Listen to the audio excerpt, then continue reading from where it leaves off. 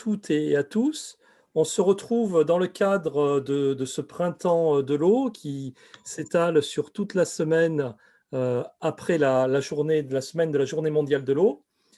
Et donc, ce soir, l'idée, c'est d'avoir une rencontre pour parler des valeurs de l'eau. Finalement, l'eau, qu'est-ce que ça représente pour vous? Qu'est-ce que ça représente pour moi? Et ce qui est d'ailleurs aussi le thème d'une campagne que mènent les Nations unies, en ce moment. Et donc on est très, très honorés et très content d'accueillir ce soir, tout d'abord Pedro Aroro. Pedro Aroro, c'est le rapporteur spécial de l'ONU sur le droit humain à l'eau et à l'assainissement.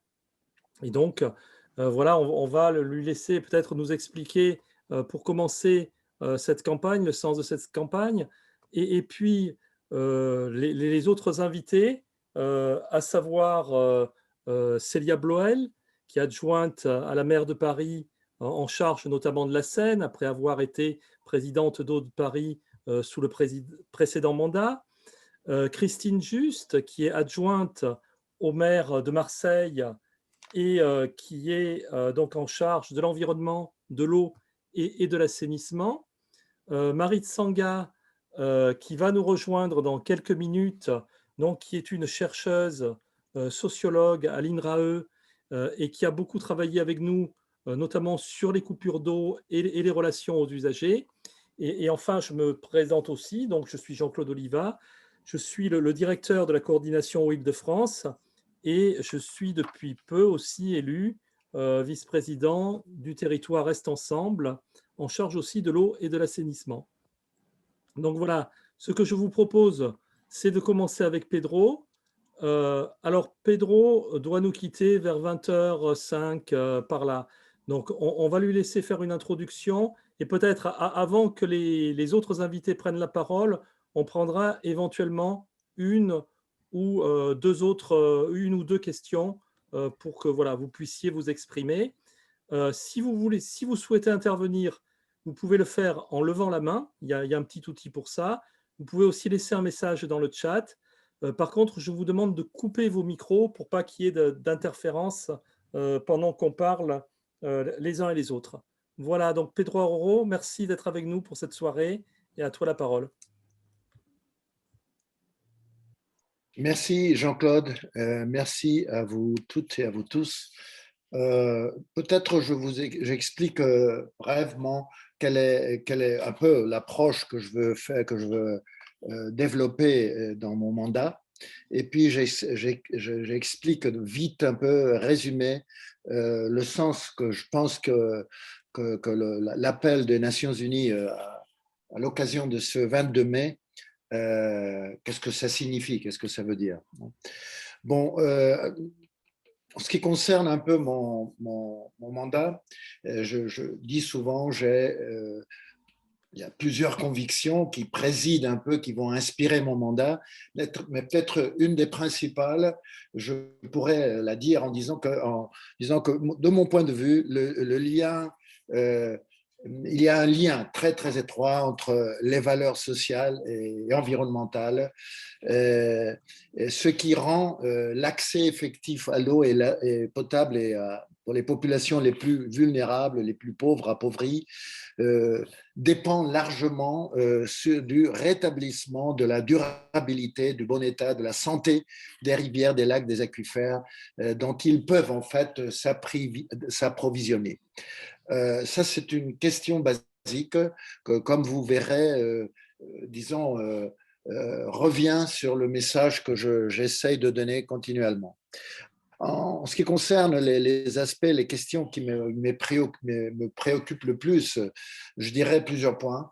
Je pense qu'il faut il faut multiplier les efforts dans des nombreuses zones rurales appauvries, en accordant une attention particulière à l'assainissement, qui reste, on pourrait dire, un défi majeur sur tout ce qui concerne les femmes et les filles.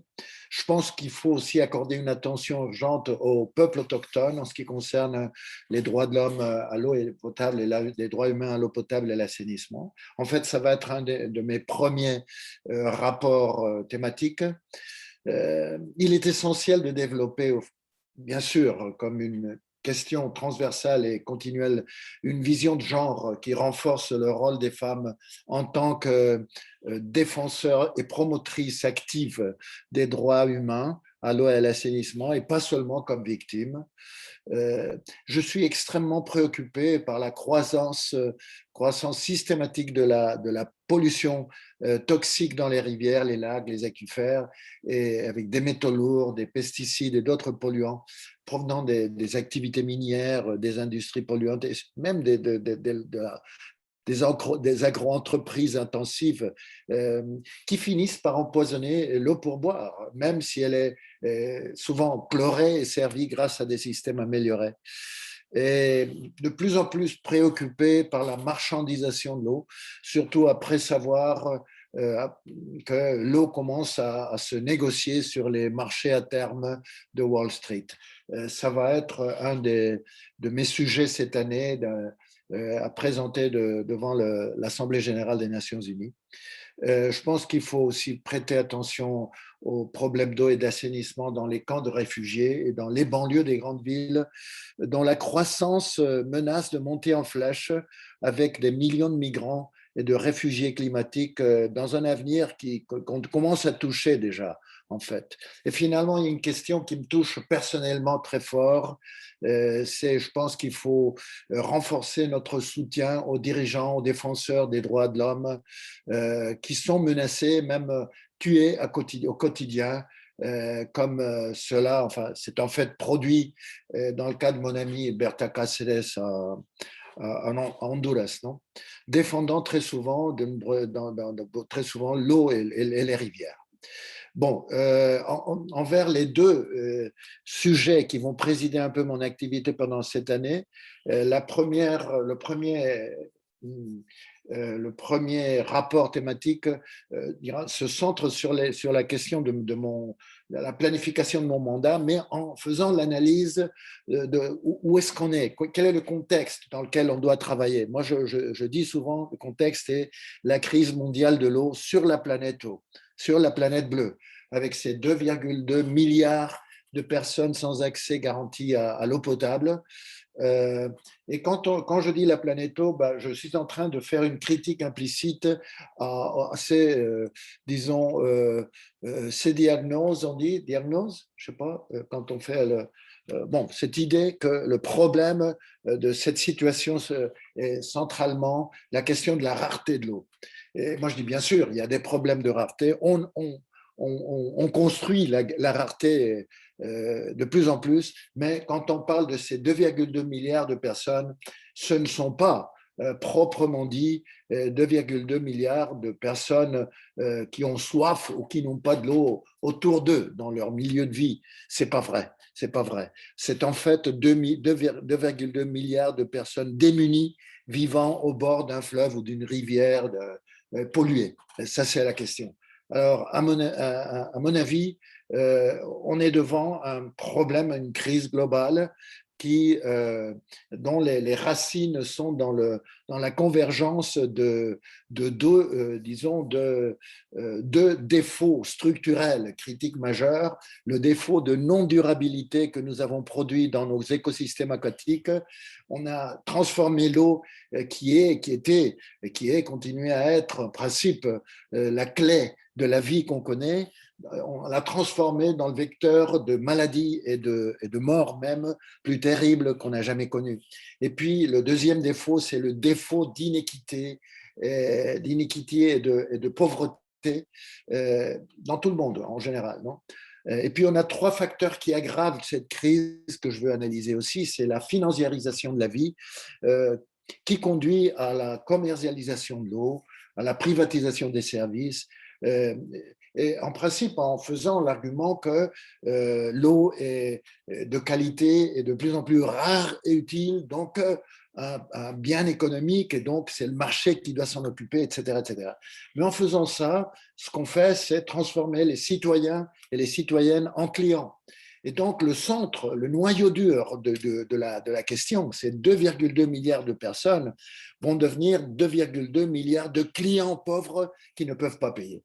Donc, au lieu de résoudre le problème on aggrave le problème en faisant plus vulnérables ceux qui sont déjà vulnérables. Le deuxième élément, bien sûr, le changement climatique, et le troisième, la Covid-19. Alors bon, bref, ça c'est un peu l'analyse que je veux faire. Et puis dans le deuxième rapport thématique que je dois adresser à l'Assemblée générale des Nations unies en octobre, ça va être centré sur les risques et les impacts de la marchandisation de l'eau et de la spéculation de l'eau. Parce que sur le sujet un peu, pas seulement, mais en prenant la référence des marchés à terme, ce n'est pas simplement de la logique du marché. Là, on est dans l'espace le mieux préparé pour euh, euh, présider par la logique spéculative. Du moment où on a laissé, dans les années 90, on a laissé entrer les grandes banques et les grands acteurs financiers, la seule chose qu'ils font, c'est approprier, disons, ramasser, acheter des droits de futur, meilleur marché possible, et faire une action pour augmenter les prix, accroître les prix et vendre. Ce ne sont ni des producteurs, ni proprement des commercialisateurs des produits qui sont là-dedans.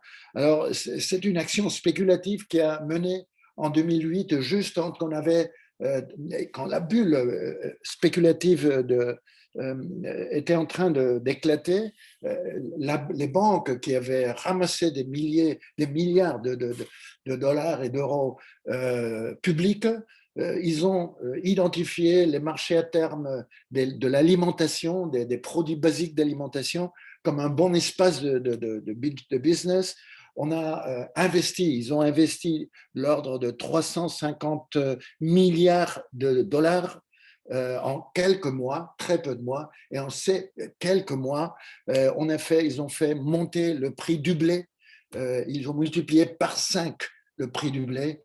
Et alors, les Nations Unies ont fait un rapport en estimant que le résultat de ce processus intensif de spéculation, à ce moment-là, avait fait augmenter le nombre de la famine dans le monde de 250 millions de personnes. Bon, mettre l'eau là-dedans, c'est fou, c'est une erreur très, très grave.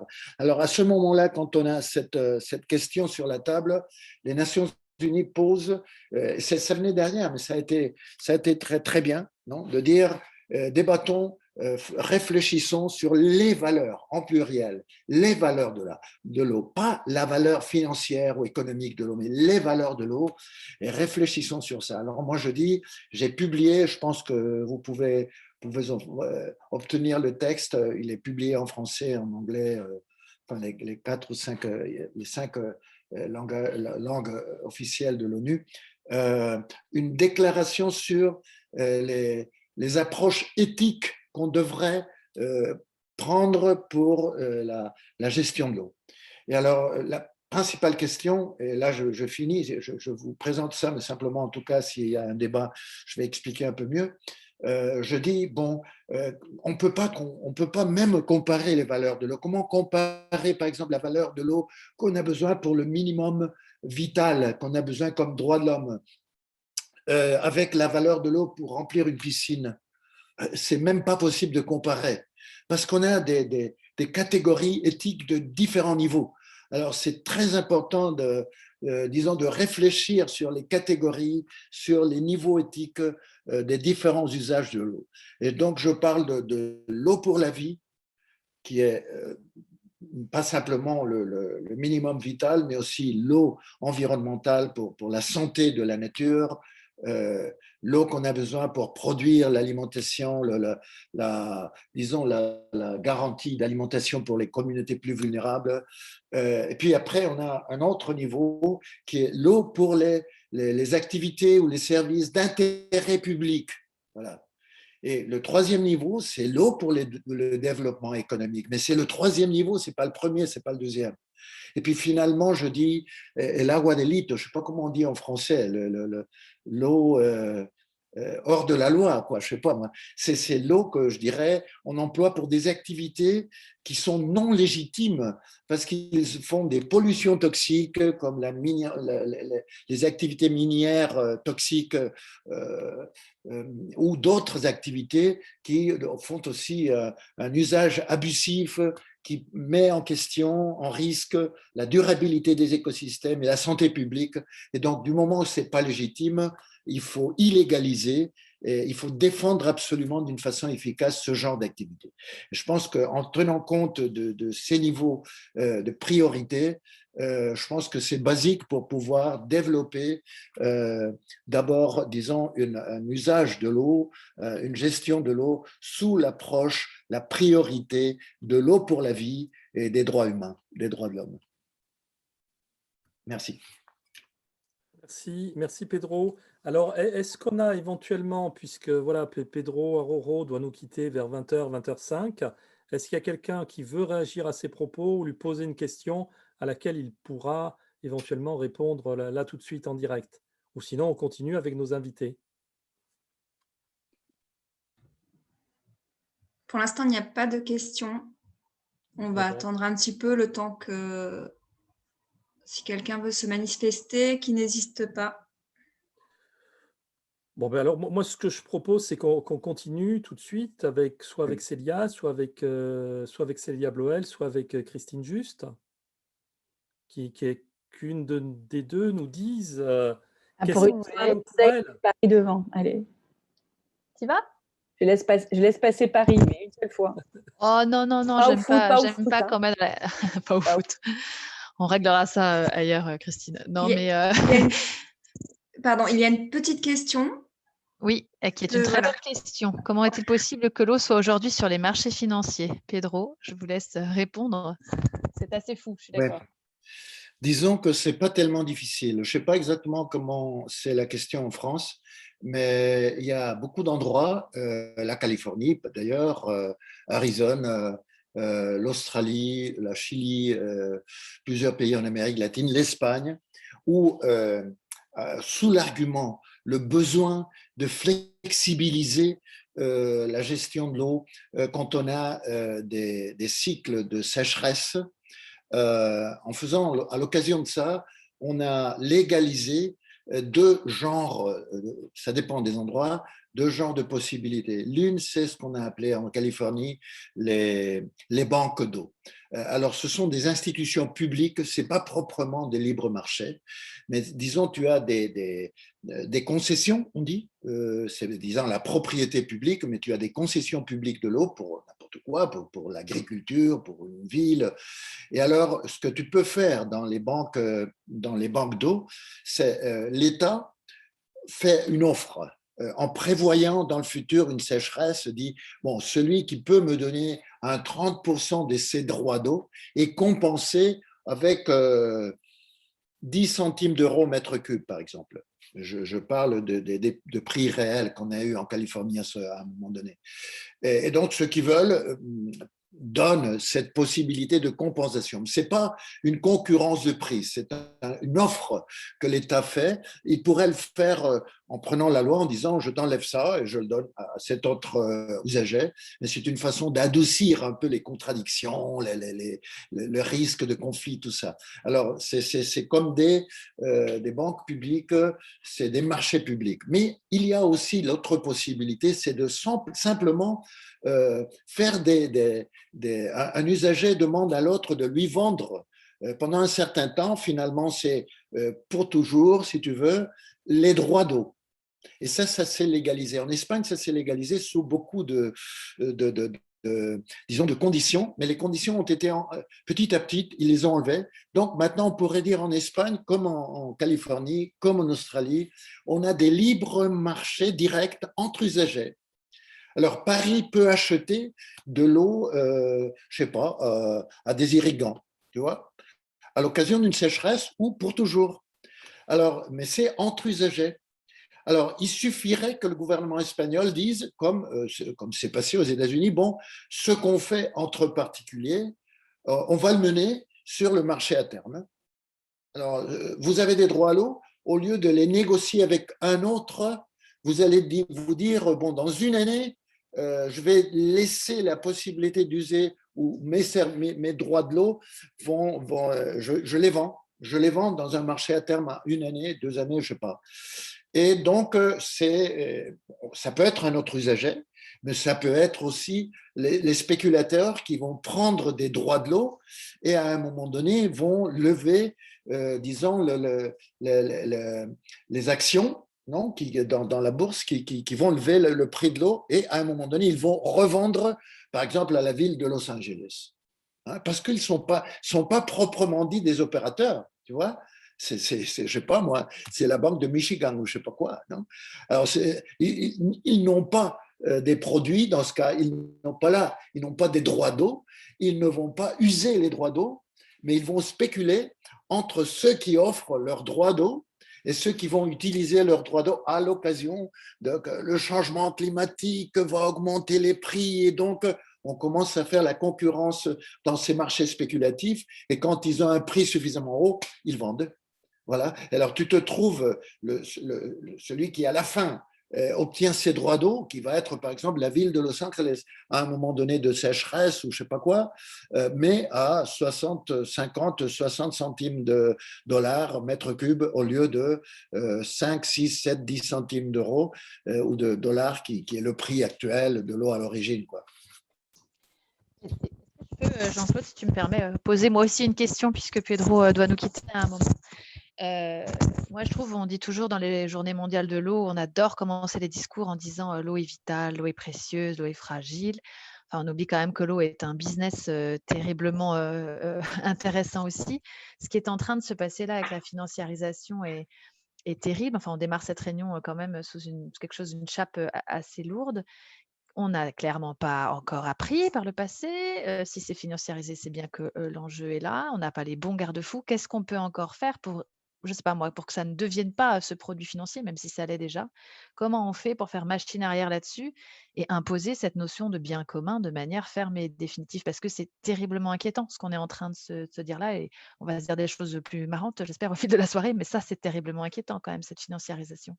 À mon avis, on a un moment très très important en Europe à ce moment-là. Moi, je suis en train de parler en Espagne, on est en train d'en parler, mais moi, à niveau international, je suis en train d'en parler aussi, même avec la représentation de l'Union européenne à Genève.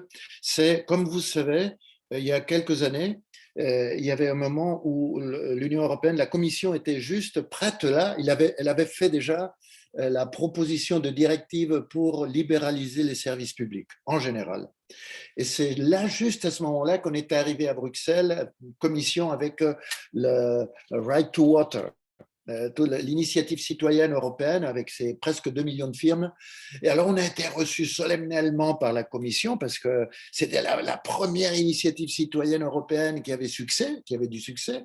On a été reçus, ils nous ont dit, écoutez, à l'honneur de ce que vous amenez ici, on enlève l'eau, on se fait sortir l'eau de cette proposition de directive et on va poser une nouvelle directive de l'eau potable pour 2019 au Parlement européen. Ils l'ont fait et au moment, c'est approuvé. Alors, on est là au moment que chaque pays doit faire la transposition. Alors, la directive qu'on a approuvée, bon, à la fin, ils ont enlevé la mention directe à droits de l'homme, aux droits humains, mais disons les contenus, je pense que c'est l'article 16, de faire attention, d'universaliser l'accès à l'eau pour les plus vulnérables, blablabla, c'est explicite. Alors, on a, disons, c'est très important dans une directive, pas simplement ce que la directive dit, mais quels sont les buts de la directive, la cohérence de la directive. Alors, il y a 2 choses bonnes dans la directive, parmi d'autres, à mon avis, c'est l'esprit, l'objectif de droit de l'homme, du droit humain est présent. Donc, un pays qui, dans son Parlement, veut faire une transposition en faisant, disons, en assumant d'une façon directe l'eau et l'assainissement comme droits de l'homme, comme les droits humains, d'après les accords des Nations Unies, on y est. C'est le moment, c'est le défi, non? Ça, c'est une chose importante. L'autre importante, c'est que dans la directive cadre environnementale plutôt, on a l'approche écosystémique, je pense qu'on dit. Et donc, dans ce cadre de l'eau potable, ils l'ont fait en cohérence avec la directive cadre. On demande la qualité de l'eau ne doit pas se mesurer simplement à la fin du réseau, mais doit se référencier sur l'origine, sur la masse originelle de l'eau. C'est-à-dire, la ville doit demander le bon état écologique du fleuve. À mon avis, c'est très important, à mon avis aussi. Mais c'est la même chose. Au moment où on fait la transposition, ce principe peut se clarifier, se faire effectif. Et je pense qu'on est à ce moment-là. Donc, pour moi, on est juste au moment où on doit faire la bataille de la transposition de la directive de l'eau potable. On est dans un moment important et là, je pense qu'on doit s'adresser à ce genre de choses. Si c'est un droit de l'homme, disons, faire des conditions pour que la marchandisation de l'eau soit de plus en plus, pas simplement illégitime, mais illégale. C'est pas facile parce qu'on est dans un contexte qui n'est pas le plus favorable en général, mais dans ce cas-là, je pense qu'on a l'approche des droits de l'homme, l'approche des droits humains est une bonne approche pour travailler sur ce genre de questions, à mon avis.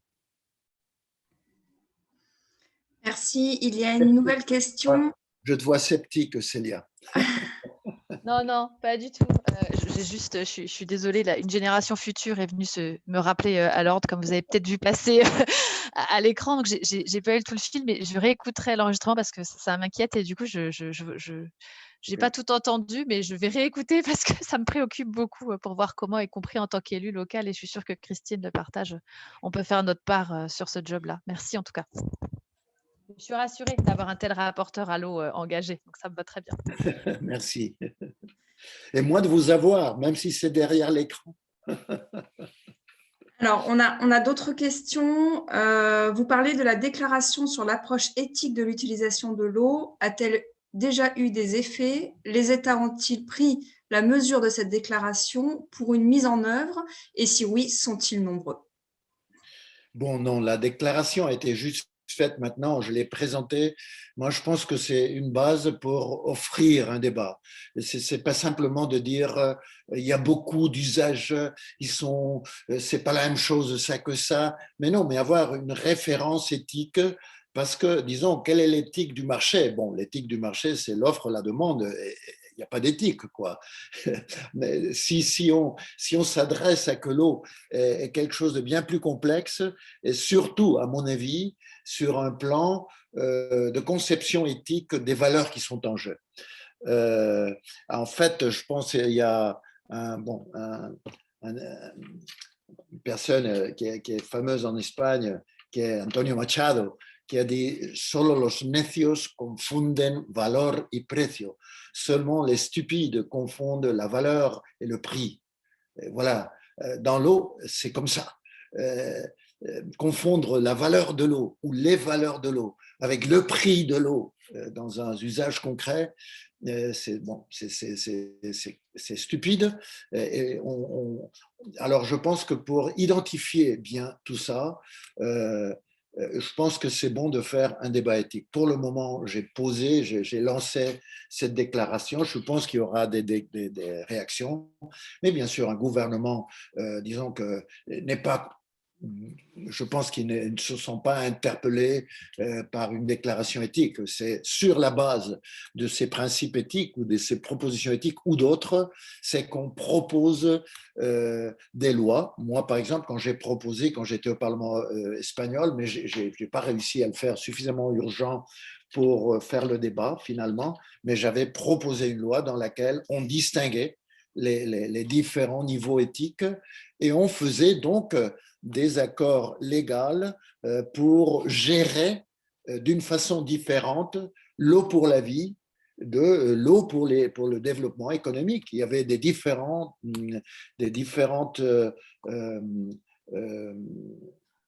comment on dit, des différents rôles, des différentes façons de faire, quoi.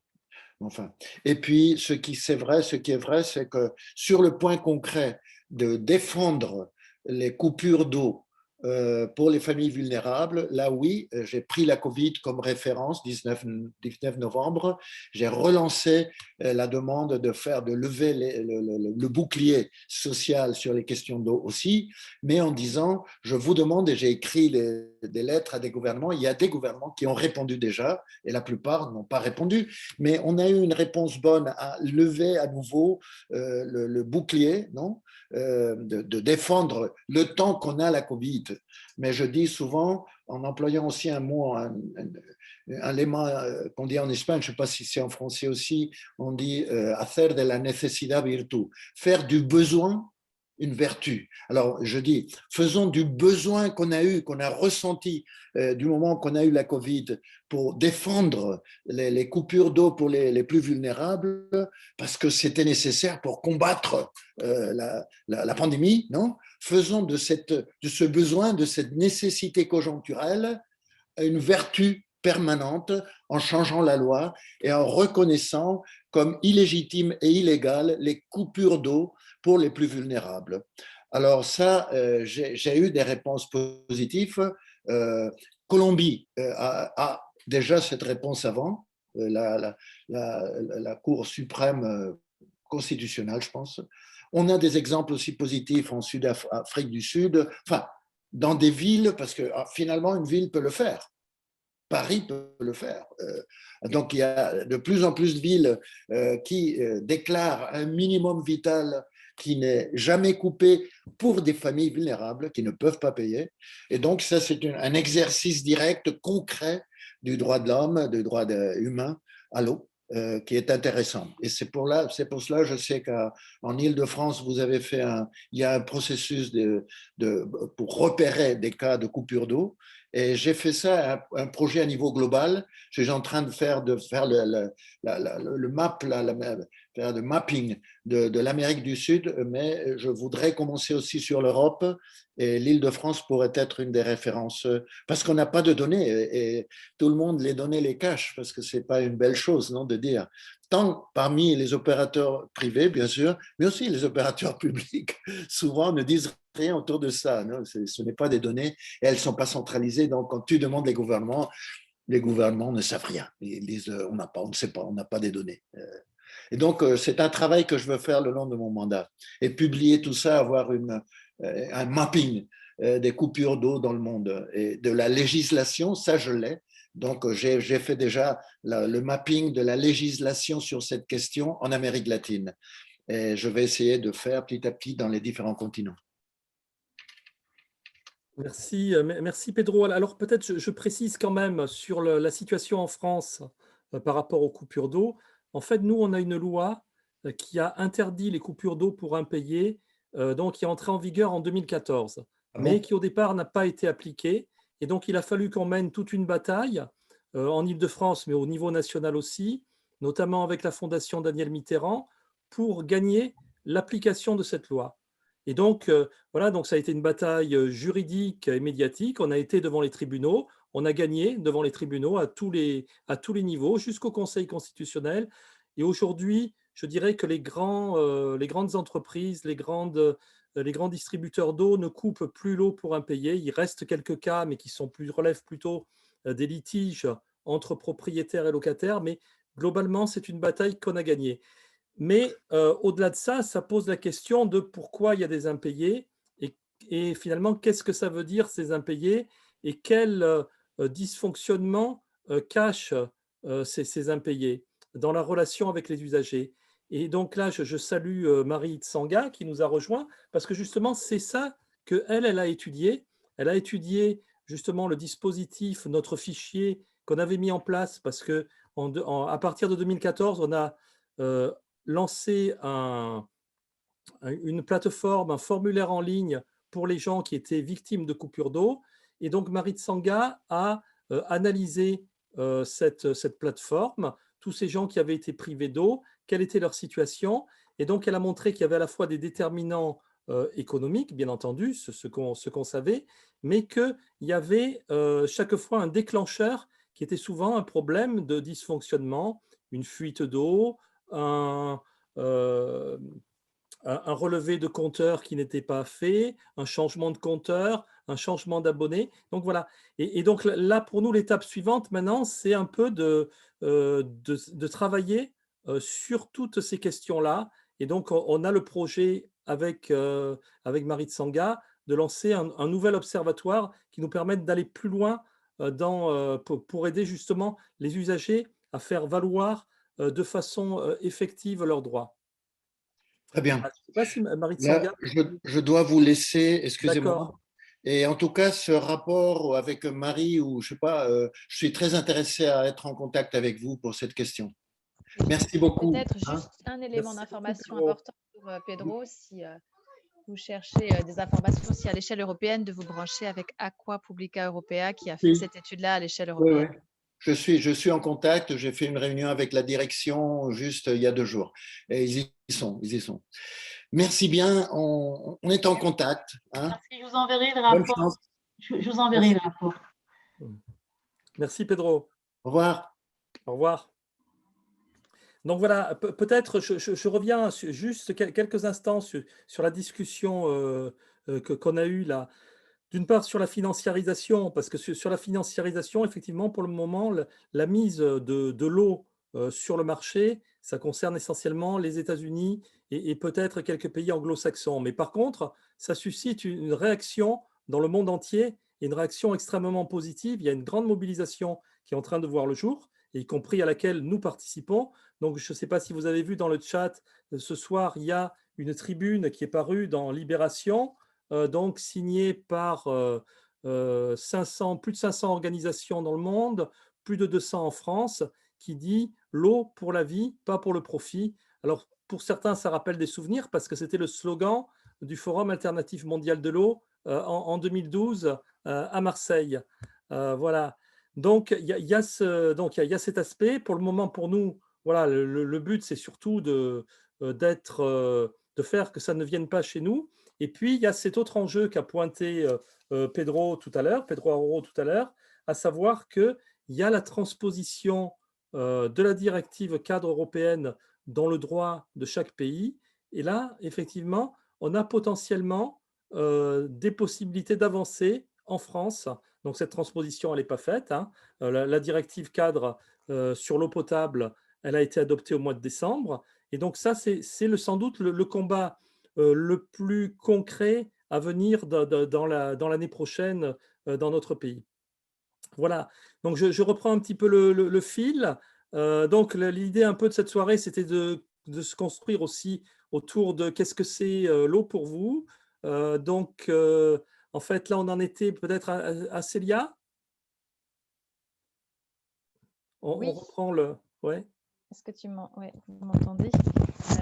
Oui, c'est pas évident de prendre la transition après un orateur d'aussi grande qualité que Pedro, qui a mis la barre très, très haut. Je crains d'en avoir beaucoup à rebondir en fait, parce que je partage beaucoup de son propos et c'était une des premières fois où je l'entendais de manière aussi importante sur le sujet. D'abord répondre à la question, pour moi, c'est quoi l'eau? Pour moi, l'eau, c'est clairement et définitivement un des enjeux majeurs du XXIe siècle, au même titre que la lutte contre le dérèglement climatique. Je crois vraiment qu'on sous-estime en France, dans nos pays européens, le luxe que c'est de tourner le robinet et d'avoir de l'eau de qualité et abordable, et qu'il y a vraiment une urgence très forte à protéger notre ressource en eau. Alors, on l'a déjà commencé à l'évoquer, hein, il y a plein de pressions différentes sur cette ressource en eau, la financiarisation, la marchandisation, la question des questions sociales. Je voudrais, moi, peut-être m'arrêter ce soir tout particulièrement sur un des sujets qu'il a aussi pas mal évoqué, Pedro, ce soir, sur la question vraiment environnementale de la nécessité de protéger la ressource. Parce que la directive cadre eau, un de ses premiers objectifs, puisqu'on en parle, c'était quand même de récupérer la qualité de nos masses d'eau. Enfin, quand on dit les masses d'eau, c'est nos fleuves, nos rivières, nos nappes phréatiques, dont on sait qu'elles sont quand même dans un état plutôt cataclysmique aujourd'hui, même très, très inquiétant. Elles subissent des pressions très importantes liées à l'activité humaine, à la pression urbaine, comme Paris. La Seine, par exemple, est très, très sous pression des activités humaines, industrielles, agricoles. Et ça ne va pas aller en s'arrangeant, histoire de bien plomber l'ambiance, mais heureusement, on va se dire des belles choses après. Les premières études sur les effets du dérèglement climatique, sur les ressources en eau, en tout cas, sur ce qu'on a pu mesurer, nous, à Paris, disent qu'on va avoir des problèmes de quantité, avec probablement une baisse du débit dans nos fleuves, des ressources de nappes phréatiques. Alors, les modèles ne sont pas encore très précis entre, on va avoir beaucoup de sécheresse, mais beaucoup d'épisodes violents aussi d'eau. Mais en tout cas, ce qui est clair, c'est que derrière, ça a aussi directement un impact sur la qualité. Qui dit moins d'eau, dit concentration encore plus forte des pollutions. Donc là, on a vraiment un sujet à agir. Et je dirais, le chemin est pourtant possible, quoi. Moi, je vois à Paris, dans nos 50% de l'eau du robinet des Parisiens qui arrive, l'eau des Parisiens, pardon, vient de sources souterraines sur lesquelles il y a des terres agricoles en surface. Il y a encore 15 ans, on n'avait pas besoin d'investir dans des grandes usines de dépollution pour la distribuer. Or, aujourd'hui, on est obligé. Alors, ce qui est positif, c'est qu'il y a une dynamique pour faire autrement. Je vais vous donner 2 exemples hyper concrets pour moi. À Paris, c'est le boulot sur ces terres agricoles en amont de Paris qui concernent quand même 70 000 hectares, si on met tout bout à bout. Donc, on n'est pas encore opérationnel sur les 70 000, mais en tout cas, on a décidé de se dire que nous, on ne voulait pas que investir dans des belles usines, même si ça fait sérieux, les gros tuyaux, les grosses usines, mais qu'on voulait dépolluer en amont, être dans une démarche préventive. Et Paris, depuis le 1er janvier 2020, est la première collectivité en Europe qui a une autorisation de la Commission européenne à déroger en fait au cadre commun, au droit commun de la politique agricole commune pour avoir son propre programme agricole, plus exigeant, mais qui en même temps offre pérennité des aides et visibilité dans le temps aux agriculteurs. On en a déjà un certain nombre qui se sont engagés avec nous. Et ça permet du coup voilà, de faire ce préventif versus le curatif. Un jalon possible sur la protection de la ressource. Deuxième élément hyper concret, c'est ce qu'il y a derrière moi. Ces Parisiens qui se baignent presque déjà dans la Seine. On a beaucoup rigolé de notre projet de se baigner dans la Seine. Je voulais vous dire que non seulement on est sur le bon chemin et qu'en 2024, très probablement, on fera le grand plongeon, mais qu'au-delà du côté sympa, ludique, pour nous, ce projet de baignade en Seine, c'était surtout un moyen d'accélérer les politiques de reconquête de la qualité de l'eau, parce qu'il fallait, enfin, la Seine particulièrement est sous forte pression, et aussi pour avoir un objet de sensibilisation du grand public, rendre compte que voilà, l'eau, elle est là, elle fait partie de nous, il y a les poissons, il y a la faune, la flore, etc. Et pouvoir se dire qu'on a ce contact privilégié avec la nature qui nous l'a fait vivre différemment. Donc voilà, ce sujet de la protection de la ressource, pour moi, il est extrêmement impérieux, compliqué, parce qu'aussi au cœur de beaucoup de jeux de lobby et de forces contraires qui ne vont pas forcément dans le bon sens, comme je le disais dans ma première intervention. Nous n'avons toujours pas appris et il y a encore du boulot. Je voudrais peut-être juste en conclusion dire 3 petites choses. La première, c'est que pour moi, cet enjeu de protection de la ressource est directement lié à la question sociale de l'accès à l'eau. Protégeons cette ressource pour la partager, bien évidemment, avec tout le monde et pas que ceux qui ont les moyens. Et dire aussi que ce que je trouve véritablement intéressant dans la question de la protection de la ressource, c'est qu'en tout cas, avec mon expérience parisienne, on peut se dire que protéger l'eau, en fait, ça nous amène à regarder les choses de manière beaucoup plus large. L'eau, ce n'est pas juste une histoire de tuyaux et d'eau qui coule. Le partenariat, par exemple, avec le monde agricole, ça nous a permis de protéger l'eau, mais aussi de protéger un environnement, les terres, l'air. Ça nous a permis d'aborder la question de la santé des paysans, de leur offrir aussi un revenu décent dans le temps, de faire un nouveau lien entre la ville et la campagne, de vraiment rentrer dans cette notion de système et de se poser la question du aujourd'hui, notre qualité de vie, et du demain, de l'héritage qu'on laisse. Et vraiment, en matière de conclusion, du coup, vraiment, je voudrais appuyer ces 2 choses. Dire, d'abord que l'eau nous enseigne de très grandes leçons sur ce que peut être le chemin en fait à entreprendre pour réussir ce que nous appelons tous en fait la transformation écologique et sociale de nos territoires. En fait, se dire voilà qu'il y a une vision extrêmement systémique qu'on doit déployer, qui doit être vraiment à cheval à la rencontre du décarboné, relocalisé, partagé, et que du coup, il faut tout regarder, le social, l'économique, l'industriel, le démocratique. Et le deuxième sujet, je me dois de le dire, après 6 années, tu l'as dit Jean-Claude, de présidence à la tête de Paris, vous dire qu'aujourd'hui, c'est bien plus qu'une conviction, ou je ne saurais comment dire, que la gestion publique est évidemment une des clés extrêmement importantes pour gérer nos communs, répondre à l'ensemble de ces enjeux, et au premier lieu celui de la protection de la ressource. Je disais souvent en présentant Haute-Paris que nous n'avions pas d'actionnaires qui attendaient de nous des dividendes en sonnant et trébuchant, mais que nos actionnaires, c'était les Parisiens et les générations futures. Et bien de dire ça, c'est pas qu'une formule, ça change complètement la façon dont on regarde la politique et dont on se projette dans les choses.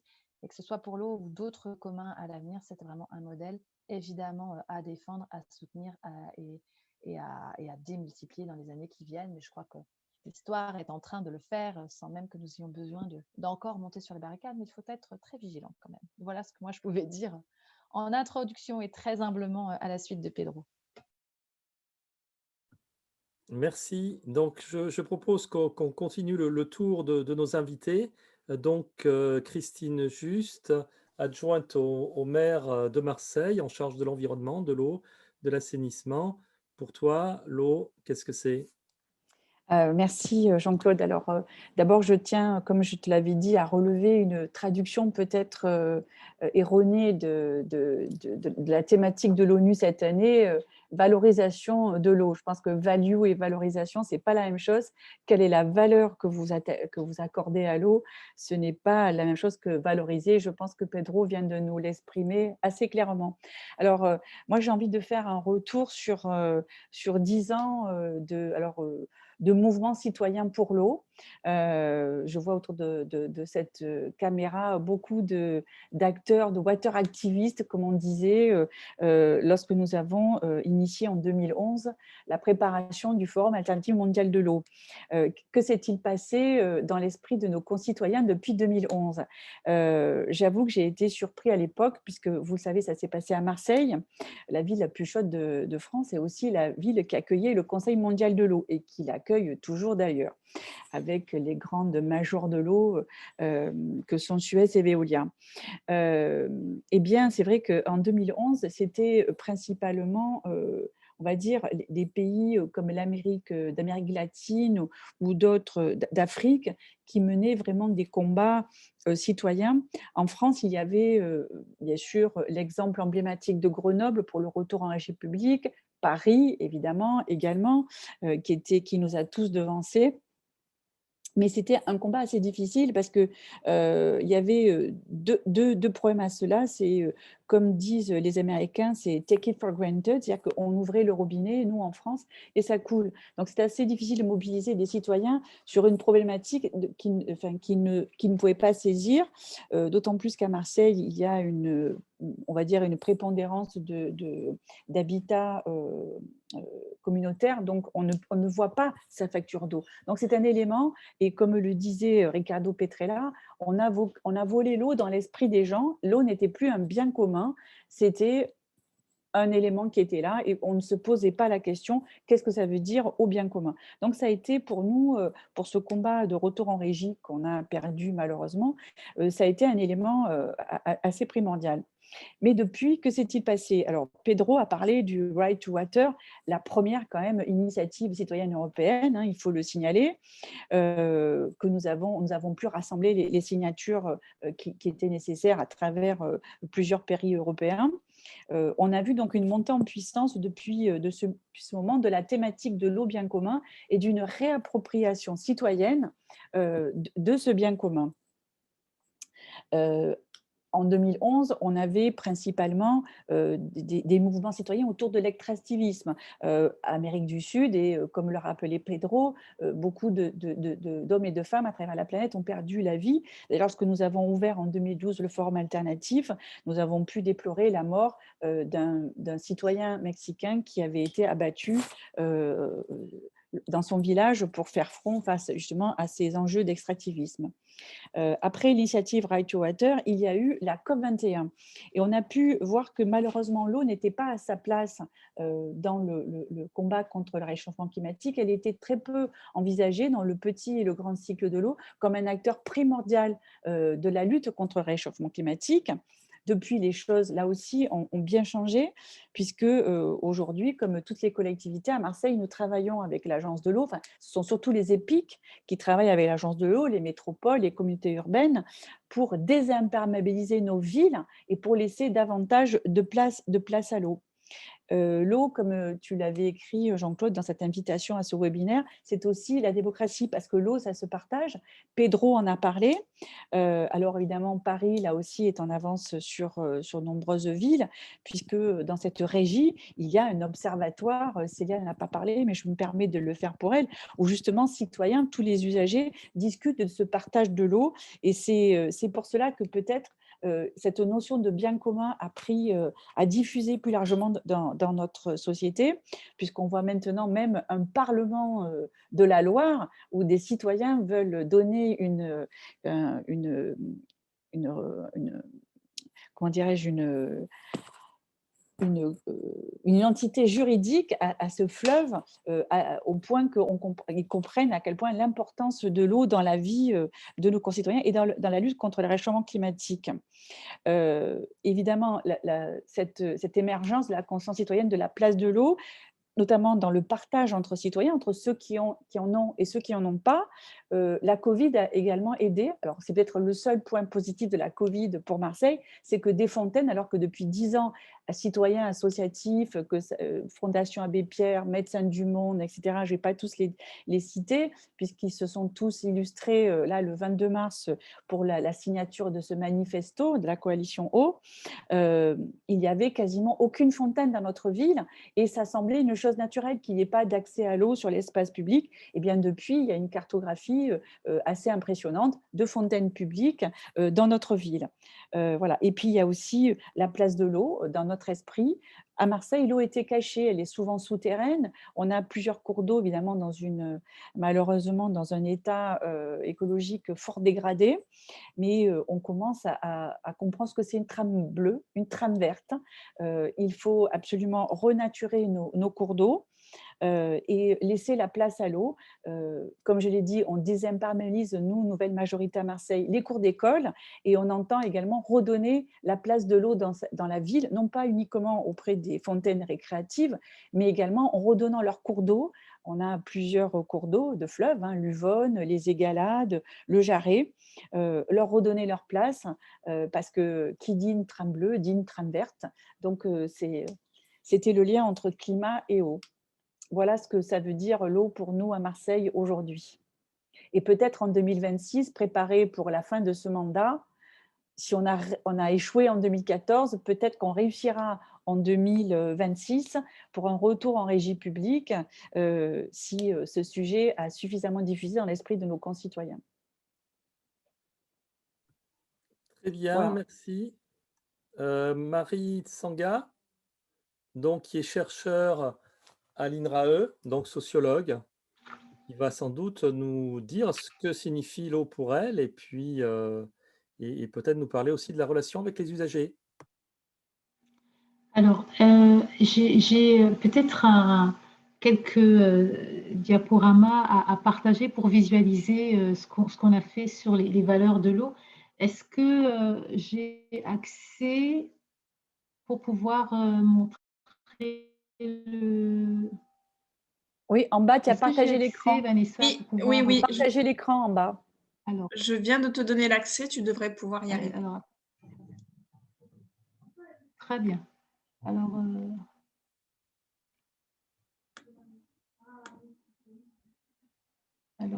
j'ai pas toutes les… Je vais mettre en grand écran parce que j'ai pas toutes les… Alors oui, écran partagé, très bien. Je vais partager mon écran. Est-ce que vous le voyez? Oui, très bien. Très bien. Très bien. Jean-Claude, j'ai combien de temps? Parce qu'en fait, il faut que Une dizaine de je me minutes. discipline et que je… 10 minutes. Une dizaine de minutes, d'accord, très bien.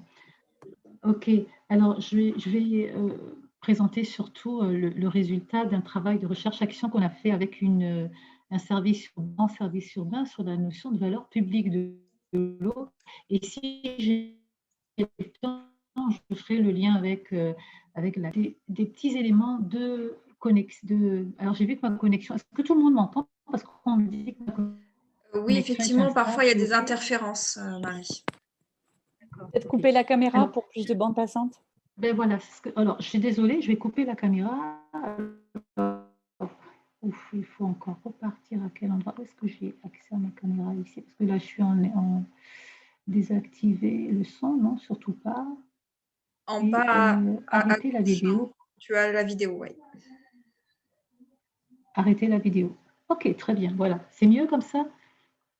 Voilà, et donc juste quelques éléments de définition, parce que quand on parle des valeurs, j'ai bien aimé la remarque qu'a fait tout à l'heure M. Arrivo en disant qu'on a confondu la valeur de l'eau avec la valeur monétaire. La question des valeurs, et qui fait que ce n'est pas évident, c'est parce qu'on est typiquement dans quelque chose qui est immatériel Et d'ailleurs, les valeurs, qu'est-ce que c'est? C'est une notion abstraite, c'est pas visible. Comment on repère les valeurs? On les repère à travers nos attitudes, nos préférences, nos opinions, etc. Et très souvent, lorsqu'on parle de la valeur monétaire, on sait que ça comporte une indication de prix. Ça sert aussi à éclairer la décision publique, même si souvent, ce n'est pas que l'élément, mais c'est un élément qui sert.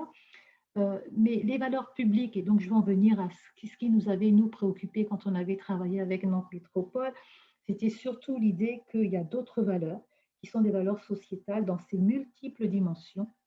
Et surtout parce que lorsque on a fait ce partenariat là, avec Nantes Métropole, ils s'étaient posé une question très identitaire. Ils s'étaient dit, mais en fait, sur leur territoire où ils avaient à la fois des opérateurs en gestion privée, ils avaient et en même temps la régie qui était plus que centenaire, et ils étaient quelque part en mixité de gestion. Ils se disaient, mais en fait, qu'est-ce qui fait la différence entre ce que nous on fait, régie, et ce que font les opérateurs privés dans un contexte où ils étaient soumis à la même qualité de service et à des prix qui se rapprochaient. Et on s'était rendu compte que la notion de valeur publique, quand on réfléchissait, tout à l'heure, Madame Loël disait qu'il n'y a pas d'actionnaires qui attendent des dividendes, mais donc la valeur publique, en gros, c'est un peu l'équivalent de ce que c'est que le profit dans le secteur privé, parce que c'est en gros une valeur de finalité qui va rendre compte de l'accomplissement de l'intérêt général et du bien commun. Et on était parti sur cet élément comme un élément de puzzle, mais on s'était dit, mais c'est quoi finalement les valeurs publiques de l'eau? Je ne vais pas passer trop de temps sur les définitions. Je veux juste préciser que ce qui est intéressant, c'est que finalement, ceux qui ont le plus réfléchi sur c'est quoi les valeurs publiques, c'est les managers des pays néolibéraux, les Anglais, les Américains, où ils sont en plein dans une idéologie où ils se sont rendus compte des limites d'avoir à raisonner uniquement par cette approche de profit.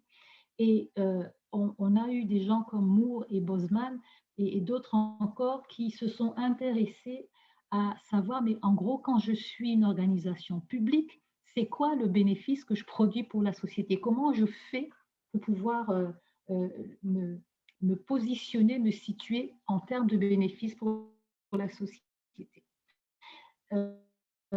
Bosman a surtout parlé de consensus normatif parce que les valeurs publiques, et Jerry Stoker, qui est australien, il disait que les valeurs publiques, c'est quelque chose de spécialement novateur parce que ça va nous renvoyer à la manière dont le politique et les managers doivent se comporter. On s'est demandé comment est-ce qu'on allait construire ces valeurs. On a fait des focus group à Nantes et on a eu deux ateliers citoyens, un atelier opérateur de l'eau et un atelier opérateur privé. Et je vais vous montrer la cartographie donc, des valeurs publiques à laquelle nous sommes parvenus après avoir pris du temps à extraire des focus groups, ce qui avait été dit par l'ensemble des acteurs. Alors, on a obtenu une cartographie avec 5 grands groupes, 5 catégories là, de valeurs publiques qui se rapprochaient à des attributs relatifs à l'eau. On avait un attribut bien commun, on avait un attribut en lien avec les droits humains fondamentaux qui ramenait aux valeurs publiques sociales. On avait un attribut en lien avec l'accès marchand au service. Et ça, c'est intéressant. Quand on avait discuté sur la valeur monétaire et ce qu'il en était de la question de l'accès gratuit ou pas gratuit, on a quand même été étonné de constater que, y compris chez les usagers, la notion de gratuité de l'eau n'était pas quelque chose qui faisait consensus et qu'ils ont parlé de non-gratuité de l'eau. C'est intéressant la manière dont on a traduit cette valeur, cette non-gratuité de l'eau qui avait un sens que dans la mesure où elle était mise en relation avec les autres valeurs du service et notamment, elle avait pour limite les valeurs sociales. Et c'est pour ça qu'on l'a intitulé non-gratuité de l'eau. On n'a pas mis un prix de l'eau à payer, ce n'était pas la pensée qui avait été exprimée, mais ça renvoyait en tout cas à un univers de valeurs qui est plutôt des valeurs économiques.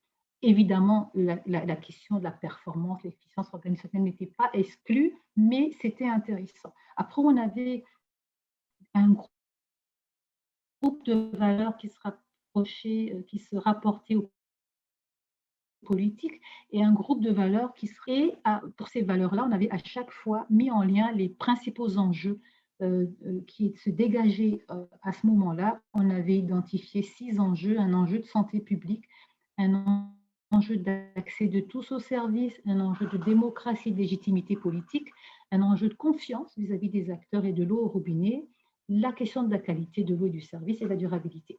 Ce qui est intéressant sur cette cartographie, c'est qu'on s'est rendu compte que les valeurs traditionnelles du management des services, notamment les valeurs techniques, les valeurs marchandes, ne sont pas celles, en réalité, qui sont les plus importantes. On est là dans une multidimensionnalité de valeurs pour lesquelles on voit bien que lorsqu'on parle des valeurs, on parle de valeurs publiques, on parle de valeurs au pluriel. Je vais vous présenter un autre élément intéressant qui était ressorti de ce travail de terrain, c'était les propriétés des valeurs publiques. Et c'est là où on a vraiment discuté et avancé avec Nantes Métropole. On a dégagé 4 types de valeurs, de propriétés des valeurs, qui ressortaient à la fois de la revue bibliographique qu'on avait menée, mais aussi des entretiens, des focus group, du matériau qu'on avait collecté. Les valeurs fondamentales, elles renvoient à des valeurs de finalité et qui sont des valeurs qui ont une dimension stratégique et qui, de fait, pouvaient avoir, dans le cas du service urbain avec lequel on a travaillé, qui pouvait servir de référentiel, de normes d'action. Les valeurs contributives, c'est des valeurs moyens, c'est-à-dire les valeurs qui contribuent à la réalisation d'autres valeurs. Il est ressorti très fort qu'il y avait des valeurs qui étaient intrinsèques à l'objet eau et à l'objet service public. Je pense à l'eau droit humain ou à l'eau essentielle à la vie, c'est incarné par l'objet eau, c'est quelque chose qui est porté par l'objet. Et puis, une dernière propriété qui sont les valeurs anthropologiques. Ça, c'était intéressant parce que ça nous a fait réfléchir à toute la dimension comportementale qui est dans les acteurs et qui, en réalité, et de manière très concrète, veut dire que les valeurs, on a dit que c'était immatériel, forcément, il faut qu'elles soient incarnées pour qu'on puisse les retrouver dans le management du service. On avait un exemple très simple en faisant les liens entre la valeur intégrité du politique, c'est une valeur qui contribue à la crédibilité du politique. Par exemple, j'ai illustré cette notion de valeur fondamentale et de valeur contributive dans le cadre des enjeux liés à la démocratie et à la légitimité politique. Donc, j'ai repris les jeux de couleurs parce qu'on avait beaucoup travaillé avec ces jeux de couleurs pour représenter les valeurs fondamentales en bordeaux, là, sur le graphique, et en bleu, les valeurs contributives. On vient que les valeurs de finalité, on a beaucoup plus de valeurs en nombre de valeurs sur des enjeux qui ne sont pas d'abord les enjeux de santé publique et qui sont les premiers enjeux, les acquis. Tout à l'heure, je ne sais plus qui a parlé des acquis en disant c'est difficile de faire mobiliser les citoyens quand on considère un acquis, tout le monde à l'eau au robinet, c'est Madame Juste qui en a parlé tout à l'heure. Et c'est vrai que l'enjeu de santé publique, quelque part, pour les usagers, c'est déjà un acquis. Là où il y a des efforts à faire, et c'est des enjeux d'accès de tous, de démocratie, de confiance, de durabilité. Et sur l'enjeu de démocratie, on voyait bien qu'en valeur fondamentale, il y avait la crédibilité du politique, la participation de l'usager, la pertinence et la justesse des décisions. C'était des valeurs fondamentales de finalité. Et pour les atteindre, en valeurs contributives, il y avait le sens du dialogue, la transparence, la capacité à proposer des solutions de compromis à l'usager et la capacité à prendre en compte l'investissement sur le long terme. Par exemple, vais pas aller plus loin là-dessus. On a voulu également mettre en avant quand même, c'est que ces notions de valeur, et on voit que les valeurs, elles sont importantes, elles existent, elles sont souvent pas toujours explicites, elles sont implicites, mais dans quel contexte elles interviennent, il ne faut pas qu'on oublie le fait qu'on est malgré tout dans ce que nous, on a appelé une citadelle technique. Quand on voit, j'ai mis là un graphique d'une représentation des équipements et de ce que c'est que j'ai géré un service d'eau, gérer un service d'assainissement, c'est des systèmes, c'est des réseaux, c'est des stations, c'est des châteaux. Et les rationalités techniques, elles sont très présentes dans la gestion d'un service d'eau. Tout à l'heure, on a beaucoup parlé des enjeux environnementaux et tous ces équipements sont là justement pour être en capacité de pouvoir atteindre les enjeux environnementaux. Cela étant, comment est-ce que dans cette citadelle technique, on prend en compte les valeurs? Ce n'est pas évident. D'autant plus que, même si la citadelle technique, finalement, c'est un outil, c'est un moyen, ce n'est pas la finalité. Et ce dont on s'est rendu compte dans le management des services, c'est que ça pouvait assez vite dériver de considérer que finalement, ce qui compte, c'est le management de la citadelle technique et ça devient une finalité, plutôt que la mission sociétale de bien commun, qui est celle des services publics. Et je reprends souvent cette définition de Benoît de Saint-Marc, qui avait été proposée pour les services publics en réseau dans le cadre franc de la France, alors qu'il y a eu tout le débat sur la libéralisation des services publics, où en France, on était tombé d'accord sur l'idée que qu'est-ce que c'est que les services publics en réseau? Fondamentalement, ils existent pour satisfaire les utilisateurs et assurer en même temps la cohésion sociale. Voilà, je vais m'arrêter là. Je sais pas, j'espère que je n'ai pas été plus longue je pense avoir voilà, présenté les choses importantes qui étaient ressorties de ce travail sur les valeurs publiques. Alors évidemment, il y a encore plein de choses à dire, mais je vais m'arrêter là. Merci, merci, merci beaucoup, Marie.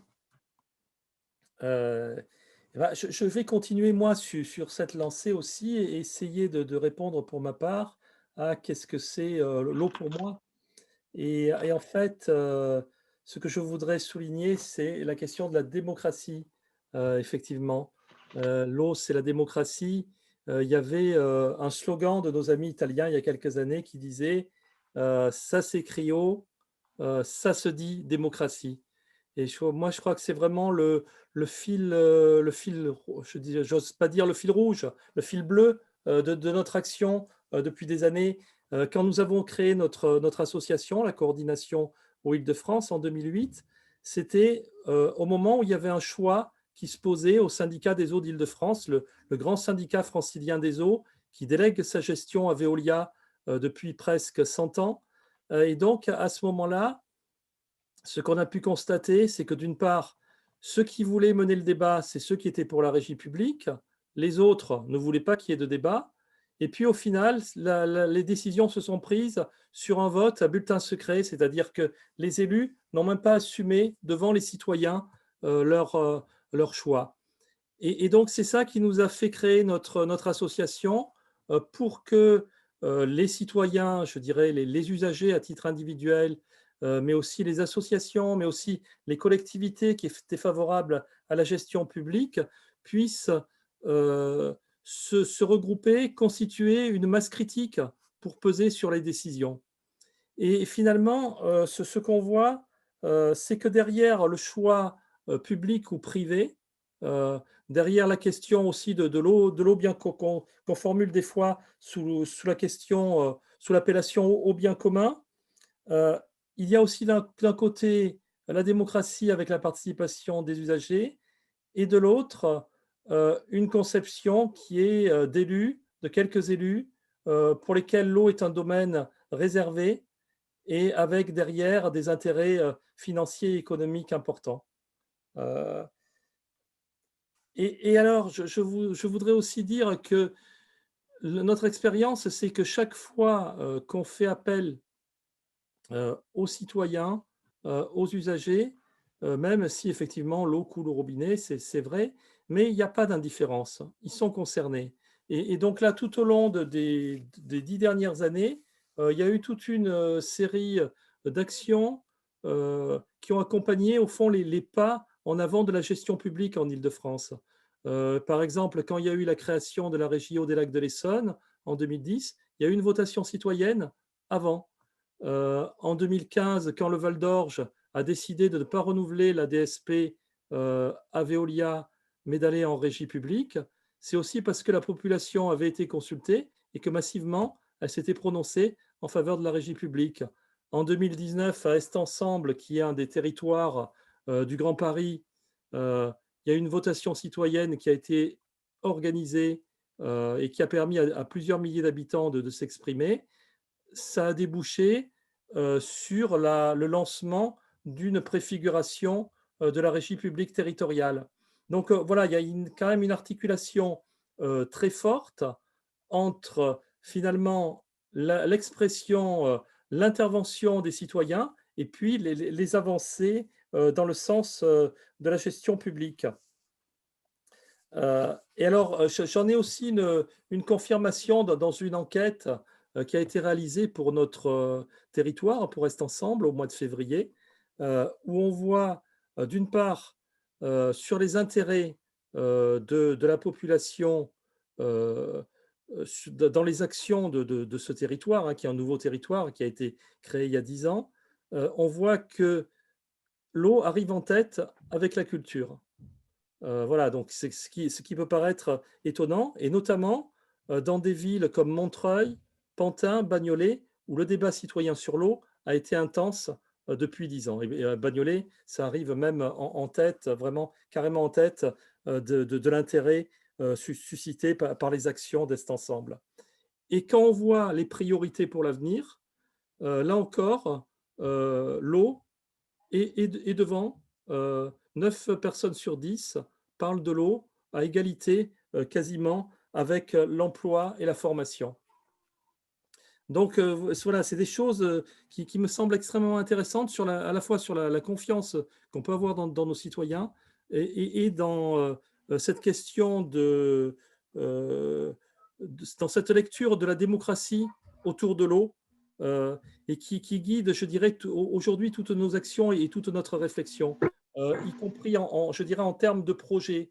Par exemple, effectivement, dans nos territoires, Est Ensemble, mais aussi Grand Orly Seine-Bièvre, on se projette on est en transition vers des régies publiques territoriales, c'est-à-dire des entreprises publiques à l'échelle de nos territoires, quelques centaines de milliers d'habitants,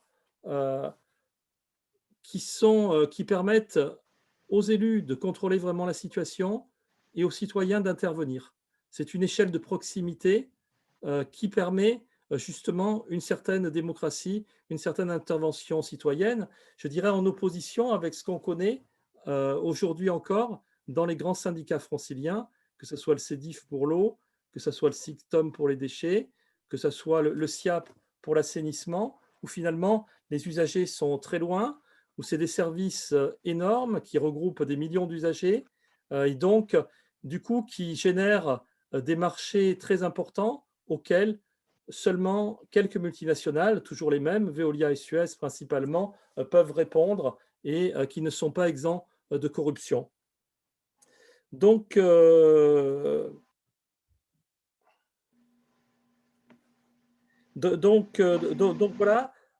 c'est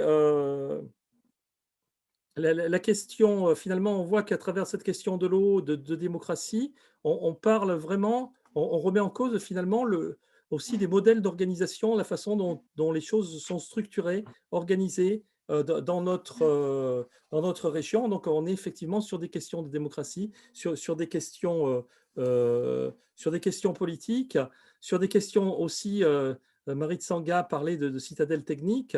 Moi, je voudrais vous donner un exemple tout récent parce qu'il est de hier soir, en fait.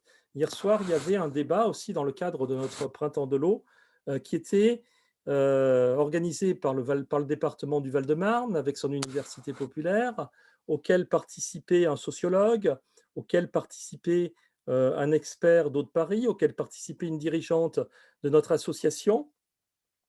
Et en fait, c'était le premier débat public sur l'osmose inverse basse pression. Vous n'en avez probablement jamais entendu parler. C'est un nouveau, oui, Célia Bloët quand même, oui, mais je pense que le grand public, non. C'est un nouveau procédé, une nouvelle technologie que le CEDIF veut mettre en place. Et d'ailleurs, lequel CEDIF avait été invité au débat hier soir, mais personne n'a fait le déplacement, personne n'est venu. Et le CEDIF se contente d'une sorte de communication publicitaire autour de ce dispositif. Or, c'est quelque chose pour lequel les enjeux sont absolument énormes.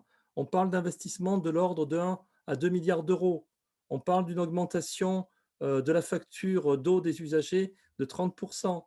On parle, alors au point de vue environnemental, d'une augmentation des prélèvements pour produire la même quantité d'eau potable, il faudrait prélever dans le milieu naturel 10% en plus d'eau. C'est-à-dire à l'échelle du CEDIF, ça représente 33 millions de mètres cubes par an. Donc vous voyez, ce projet qui a des conséquences énormes, si nous, les citoyens, on s'en empare pas, on n'est pas informé, je dirais que même les élus en premier lieu du CEDIF n'en maîtrisent probablement pas les enjeux. Et donc, voilà, là encore, on est sur cette question, à la fois l'information et puis la consultation des usagers et des citoyens. Donc voilà, je ne vais pas être plus long, il y en a plein d'autres exemples autour de ça, mais l'idée, c'est que quand on s'intéresse à l'eau, finalement, on revisite quelque part les exigences de la démocratie. En tout cas, c'est mon expérience.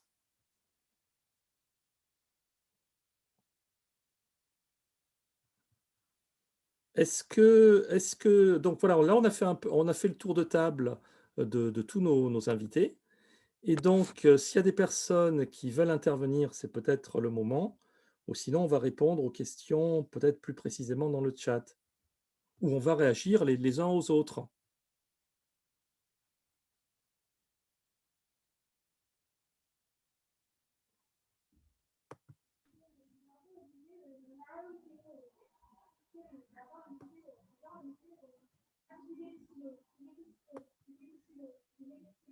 On entend quelqu'un, mais de très très loin, donc je ne sais pas si c'est quelqu'un qui va intervenir ou pas.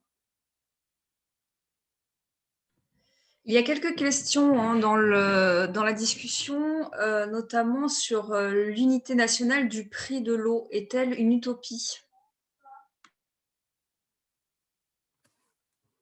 Célia, tu veux répondre? Ça fait longtemps que moi, je ne suis pas forcément fan d'une unité de prix à l'échelle nationale, mais ça n'engage que moi. Je trouve que voilà, le prix est révélateur des conditions chaque fois différentes dans lesquelles notre eau est produite. Par contre, de tendre à avoir le prix le plus juste, le plus stable dans le temps et le plus bas pour favoriser l'accès à l'eau est évidemment un sujet, mais moi, je ne sais pas ce qu'en pensent les autres, mais je ne suis pas forcément pour une unité de prix à l'échelle nationale. Peut-être par un mauvais parallélisme avec le système énergétique où je trouve que ne centralisons pas ce qui fonctionne bien à l'échelle de nos collectivités et d'unités de proximité. Moi, je serais plutôt assez en faveur, effectivement, d'une unité de l'eau. C'est vrai, tu as raison, il y a des différences de territoire. C'est sûr qu'en Bretagne, ils n'ont peut-être pas les mêmes obligations et les mêmes, on va dire, problèmes techniques que ce qu'on peut avoir, nous, avec l'eau de la Durance. On est sous un château d'eau, même si on est dans une ville très chaude. C'est certain qu'on est confronté, enfin, la Bretagne est confrontée à d'autres sujets, mais quelque part, après tout, les citoyens devraient être tous égaux devant l'eau, quel que soit l'endroit où on se trouve en France.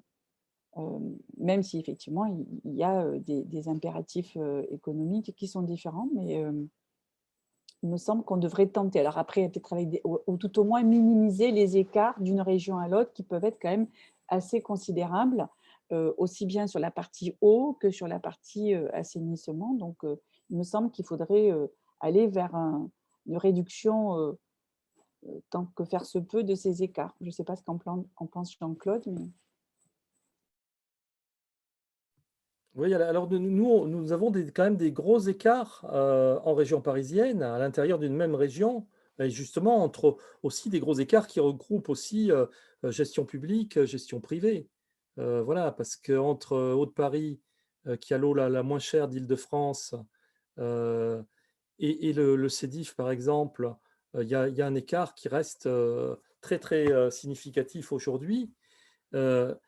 Et il n'y a pas que je dirais, le tarif aussi d'une façon absolue. Il y a aussi comment dire, la tarification elle-même. Il y a des tarifications qui sont plus ou moins avantageuses pour certains usagers ou pour d'autres, pour les petits consommateurs ou pour les gros consommateurs. Il y a la question, donc peut se poser la question de tarification progressive, peut se poser la question de tarification différenciée aussi selon les usagers. Voilà, donc il y a plein de questions à revoir. Il y a aussi, moi, il me semble quelque chose à regarder, c'est en amont, justement, les conditions de production de l'eau potable. Euh, et aujourd'hui, effectivement, on est, ce qui peut paraître très surprenant, avec des prix sorties d'usine en région parisienne qui sont très, très différents. Alors qu'a priori, le processus pour potabiliser de l'eau ne devrait pas être si différent que ça, et les écarts qui existent ne sont pas justifiés. Alors, ce dont je parlais tout à l'heure, le nouveau processus là, de purification de l'eau du CEDIF, il vise au contraire à augmenter ces écarts. Voilà, ou à mettre tout le monde, ou à faire comment dire, ou à mettre tout le monde au plus haut tarif possible. Donc ça, c'est pas acceptable.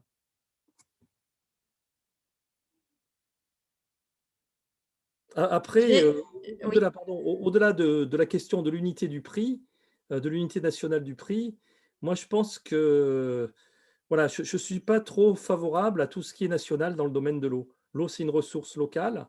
Et finalement, si on résiste à la privatisation, si on a résisté à la privatisation de l'eau dans notre pays, contrairement à d'autres services publics hein, qui sont aujourd'hui massacrés et qui sont complètement privatisés. Et si aujourd'hui, depuis quelques années, on a réinversé la tendance, voilà, avec plein de nouvelles régies publiques qui se sont créées, c'est parce que c'est local.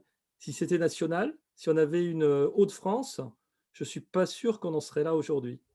Donc voilà, le local, c'est aussi, pour moi, c'est aussi un levier, la proximité, c'est aussi un levier politique, vraiment très important. Merci. Il y a Manu Trégor qui souhaite prendre la parole. Allez-y. Oui, bonjour. Excusez-moi, Manu Trégor, en fait, mon vrai nom, c'est Le Guérinec, un breton qui est élu autour de Cergy Pontoise. Je suis nouvellement élu à la transition écologique et on m'a donné le dossier de l'eau. Il me paraît infernal, ce dossier de l'eau. J'ai pris la suite d'une collègue qui déjà s'arrachait les cheveux. Et justement, j'ai souhaité créer, plus ou moins avec l'aide de la municipalité, créer un comité consultatif sur l'eau sur ma commune, une commune de 6 000 habitants. On m'a dit effectivement que l'eau n'était pas une compétence municipale, mais de communauté de communes. Mais j'ai souhaité quand même donc lancer, avec 5 élus m'ont rejoint, et donc nous avons créé ce petit comité qui s'appelle Menu Cours d'eau, puisque Menu Cours est le petit village dans lequel je suis élu. Et si j'ai posé, c'est moi qui ai posé les questions du prix unitaire de l'eau, et c'est parce que effectivement, vivant en Bretagne une bonne partie de ma vie, hein, ça fait que 2 ans que je suis en région parisienne, effectivement on a les nitrates, on n'a pas de source, on a plutôt des fleuves, enfin voilà, il y a des disparités. Je pense qu'il y a des grosses disparités par bassin, en fait, en définitive. Et ma question de l'unité de l'eau était plutôt une question de solidarité, mais je suis d'accord, ce sont sans doute les actions locales qui amèneront peut-être un jour à une utopie nationale. Et si je parlais de l'eau, c'est parce qu'effectivement, j'avais enquêté près de Lamballe, où il y a beaucoup d'agriculteurs et d'élevage. On a une eau qui arrive à 4,40 €, voire plus le mètre cube, alors qu'à Tours, où vit ma fille, on a 2,41 € du mètre cube de l'eau. Il y a des disparités qui sont énormes. Voilà. Et donc, disparité de prix de l'eau, mais la disparité sociale existe aussi. Et, bon, quelqu'un qui a un petit salaire va quand même payer l'eau beaucoup plus cher dans telle région qu'une autre. Donc, il y a aussi la question sociale que je soulevais à travers cette utopie. Voilà. Et bon, voilà, c'est tout ce que je souhaitais apporter par rapport au débat. Et je vous remercie en tout cas pour cette semaine de l'eau. J'ai participé au débat d'hier qui était aussi passionnant. Merci. Merci à vous. Une réaction par rapport à ce commentaire? Je vais essayer de faire bref, mais j'ai envie de réagir. D'abord, dire que c'est peut-être pas le mot infernal que j'aurais mis sur les sujets de l'eau. C'est complexe, mais vous allez voir, au bout d'un mandat dans l'eau, on n'en sort plus jamais. Il y a quelque chose de terriblement passionnant qui fait que on lâche jamais vraiment ce qui se cache derrière le robinet. Le deuxième sujet quand même sur le prix, se dire que la réflexion autour du prix, elle est bien plus complexe qu'elle n'en apparaît. C'est-à-dire, c'est pas parce que c'est une gestion publique qu'on va être moins cher que le privé. Certes, il y a des marges dans le privé qu'on retrouve pas dans la gestion publique, mais moi je trouve qu'il faut faire très attention de ne pas tomber dans la démagogie de le public c'est moins cher, parce que une fois que vous vous retrouvez en gestion publique pour de vrai, et je peux vous dire que moi j'ai mesuré ce que c'était la présidence d'Eau de Paris, vous devez aussi assurer la pérennité de l'activité et de cette industrie, qui est la gestion de l'eau aussi, dans le temps, parce que c'est bien de faire le pari politique, mais le pari de la pérennité politique, c'est là où vous faites la crédibilité du projet. Donc la question du prix est importante parce que c'est ce qui aussi augure des investissements pour l'avenir, etc. Donc ça ne doit pas être l'alpha et l'oméga de la municipalisation, même si évidemment c'est un levier majeur quand on passe en gestion publique. Après, sur la question du prix, il y a la question d'un juste prix et la question sociale. La question du juste prix, c'est se dire quand même aujourd'hui, nous les opérateurs d'eau, et c'est-à-dire vous, dans votre facture d'eau, vous payez des trucs que vous ne devriez pas payer. Si je reprends mon système d'aide aux agriculteurs, c'est parce qu'on en a eu ras-le-bol, pardonnez-moi l'expression, d'attendre qu'il se passe quelque chose à l'échelle nationale, voire à l'échelle européenne sur la politique agricole, et Dieu sait que le lobby est assez important sur ces questions-là. Qu'on a décidé de prendre la main en fait sur ce sujet. Mais de fait, aujourd'hui, c'est votre facture d'eau en très très grande partie qui va payer ce système d'aide agricole. Alors on l'assume, parce que finalement, cette politique préventive va sans doute nous coûter moins cher que du curatif dans l'usine et dans du lourd. Et de toute façon, pour changer le modèle, à un moment, il faut mettre un pied dans la porte. Mais est-ce normal que la facture d'eau aujourd'hui paye le retraitement des pollutions, notamment agricole, où on est le principe pollueur-payeur? Est-ce que c'est normal que nos factures de santé, finalement, payent aussi quelque part ces pollutions Donc, en fait, il y a un vrai sujet. C'est pourquoi on impacte sur notre facture des trucs qui demandent plutôt des changements structuraux à l'échelle globale. Et après, oui, c'est vrai, Christina a raison, la disparité d'un territoire à l'autre interroge. Moi, ce que je pense qu'il faut surtout moi, ce qui m'embête dans ce sujet de la disparité, c'est que très souvent, c'est aussi le cheval de Troie pour nous recoller de la DSP. C'est pour ça aussi, pour préciser ma pensée, que je ne suis pas totalement fan de l'idée d'une uniformité, parce que l'uniformité, ça rassure, et en même temps, comme on n'arrivera plus à faire dans la dentelle avec l'uniformité, on va se redire, ah bah mince, on ne sait pas faire, donc on va redonner la main aux entreprises privées. Donc moi, à ce stade, je ne suis pas fan de cette idée, parce que je ne vois pas comment on l'applique dans notre système français sans affaiblir nos modèles. Par contre, oui, lutter contre les disparités, mais surtout faire très attention à l'échelle d'un bassin de vie, que chacune ait accès, quelles que soient ses conditions de ressources, à l'eau. C'est pour ça, par exemple, à Paris, et là je le dis franchement totalement assumé, que moi j'étais contre les premiers mètres cubes d'eau gratuits, parce qu'en fait la situation aujourd'hui, c'est qu'il y a beaucoup de gens qui peuvent très très bien payer leur facture d'eau. Donc plutôt d'avoir un principe de solidarité et de redistribution à travers la facture d'eau, c'est-à-dire on encaisse les factures d'eau, mais qu'après, on ait des budgets dédiés pour aller aider vraiment les populations qu'on va repérer en situation sociale très importante. Parce que franchement, aujourd'hui, avec un prix de l'eau 1 € le mètre cube sur la part eau potable, environ 3 € sur la totalité de la facture, il y a plein de foyers pour lesquels ça ne nécessite pas qu'on leur paye des premiers mètres d'eau gratuits. Par contre, plein de foyers identifiés sur lesquels il faut une action sociale encore plus forte. La solidarité peut s'opérer aussi comme ça à l'échelle locale.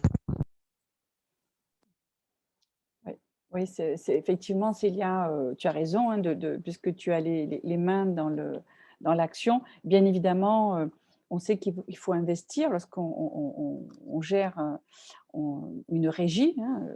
On est confronté aux mêmes impératifs économiques, à part qu'on n'est pas obligé de faire remonter des dividendes à des actionnaires. On peut on va dire, les réintroduire dans l'amélioration du réseau. Par exemple, à Marseille, sur les premières années du nouveau contrat en DSP qui a été passé en 2014, eh bien, les premiers Résultat, bénéfices étaient 3 fois supérieurs à ce qui était initialement prévu dans le contrat et ils sont remontés au niveau des actionnaires. Soit, on va dire, presque 19 millions au lieu des 6 millions prévus. Alors, on nous a expliqué que ça serait lissé sur la durée du mandat, 15 ans. Bon, je ne sais pas si dans 15 ans, on sera là pour vérifier si ça a bien été lissé, ces bénéfices, ou si les Marseillais et les Marseillaises, et puis maintenant, puisque c'est un contrat métropolitain, les 19 communes de la métropole ex-Marseille auront pu bénéficier des améliorations sur le réseau. Par exemple, nous n'avons pas de réseau secondaire et nous sommes, comme on va dire, toute la France, soumis aux aléas maintenant de plus en plus violents climatiques. Et un réseau secondaire permettrait certainement de gérer ces périodes de forts épisodes climatiques. Également peut-être de l'arrosage urbain, hein, au lieu d'arroser avec de l'eau potable, etc., etc. Donc, il y a peut-être tout un pan d'actions qu'on peut mener lorsqu'on est en régie, qui ne sont pas forcément des priorités. On avait vu initialement dans le contrat, le fameux contrat de DSP, il était prévu uniquement 15 fontaines sur l'ensemble de la ville, qui est quand même la ville la plus étendue, presque 4 fois Paris. 15 fontaines, c'est quand même un petit peu dérisoire. Il en était de même d'ailleurs pour les toilettes publiques. Je crois qu'on était à 5 toilettes publiques en 2012. Bon, depuis, la Covid est passée par là et a un peu amélioré les choses. Voilà, effectivement, c'est pas tant la question de la gratuité, c'est qu'est-ce que l'on fait avec l'eau, puisque l'eau paie l'eau. Qu'est-ce que l'on fait avec l'eau pour, dans l'intérêt, dans l'amélioration et surtout dans se préparer pour ces changements climatiques, la préservation de la ressource, etc. C'est peut-être ça l'enjeu d'un retour en régie publique. Si ce n'est pas uniquement le tarif, il n'y a pas uniquement la question tarifaire.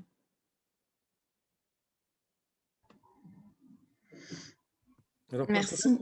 je voudrais quand même souligner que concernant Paris, il y a plusieurs facteurs qui sont intéressants.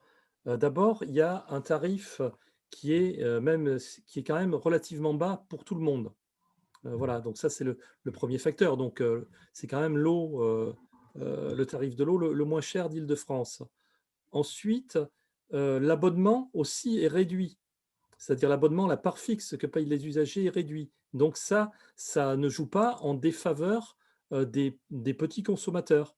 Sur le CEDIF, c'est le contraire. L'abonnement est beaucoup plus important. Et donc, en réalité, le tarif de l'eau que payent les usagers, il est plus important que ce qui est annoncé. Vous savez, on vous annonce toujours, on vous fait une comparaison sur 120 mètres cubes annuels. Donc voilà, on vous donne un tarif sur 120 mètres cubes annuels. Mais si vous êtes une famille de 4 personnes, 2 adultes, 2 enfants, en réalité, vous consommez entre 70 et 80 mètres cubes. Et avec un abonnement important, en réalité, votre tarif, il est bien plus élevé que ce qui vous est annoncé et ce qui est comparé avec les 120 mètres cubes.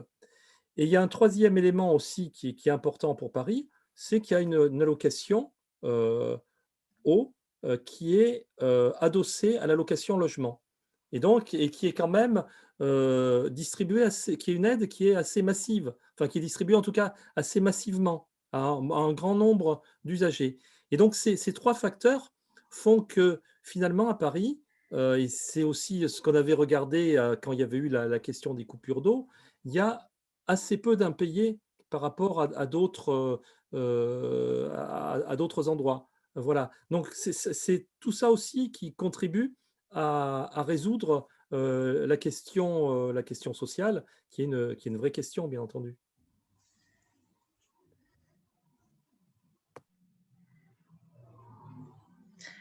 Il y a peut-être pour compléter, il y a une personne qui fait une remarque et qui aimerait savoir quelles sont les actions qui permettent de pallier ou de réduire au minimum la disparité entre les régions.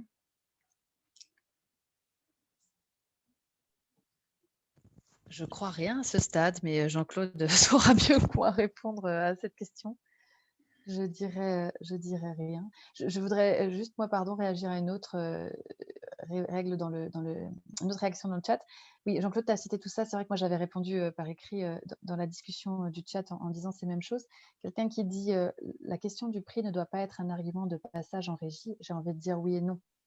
En fait, je dirais qu'à par écrit, l'argument du passage en régie, il est triple. Il y avait les deux éléments importants au moment de la remunicipalisation. D'abord, philosophique, politique, militant, l'eau est un bien commun et ne doit pas faire l'objet d'une marchandisation comme une basket ou un yaourt. Enfin, ça, je veux dire, présupposé, voilà, qui n'appelle pas. Le deuxième sujet était quand même technique et financier, parce que mine de rien, voir son prix s'envoler, en plus quand on est élu et qu'on prend quand même, nous les BAF et pas les opérateurs, il y a un moment, quand on est aux manettes, on a envie de mettre complètement les mains dans le cambouis et donc ne pas maîtriser son prix, parce que quand même, il y a quand même des gens qui se sont goinfrés sur l'eau au fil des années, il faut le rappeler. C'est un sujet, mais aussi ne pas maîtriser techniquement. Moi, j'ai vu des communes en Essonne qui n'avaient plus les plans de leur réseau à force d'années de DSP et qui devaient racheter aux opérateurs selon attribution leurs plans. Donc, il y a aussi ces enjeux-là techniques et financiers. Et moi, j'en ajouterai un troisième qui, à mon avis, n'a pas été tant que ça anticipé. C'est vraiment la question du dérèglement climatique et la nécessité de se projeter dans le long terme. Aujourd'hui, la gestion publique, c'est une garantie pour faire face à tout ce qui va nous tomber dessus encore. Malheureusement, il va y avoir encore 2-3 catas très probablement et assurer non seulement protection de la ressource et droit à l'eau. Donc la question du prix n'est pas anodine, mais ne doit clairement pas être l'alpha et l'oméga, mais n'est pas anodine quand même dans la bascule qui va mène vers la gestion publique. Et oui, par contre, je crains que non, il n'y a rien pour aujourd'hui réduire les disparités.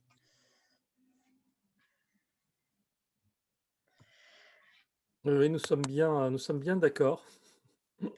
Peut-être on peut répondre aussi à la question qui a été posée au sujet des questions sociales de l'eau et du processus démocratique défaillant qui ne permettent pas de vrais changements. Voilà. Sans retomber donc dans une question des coûts et des gains monétaires de l'eau.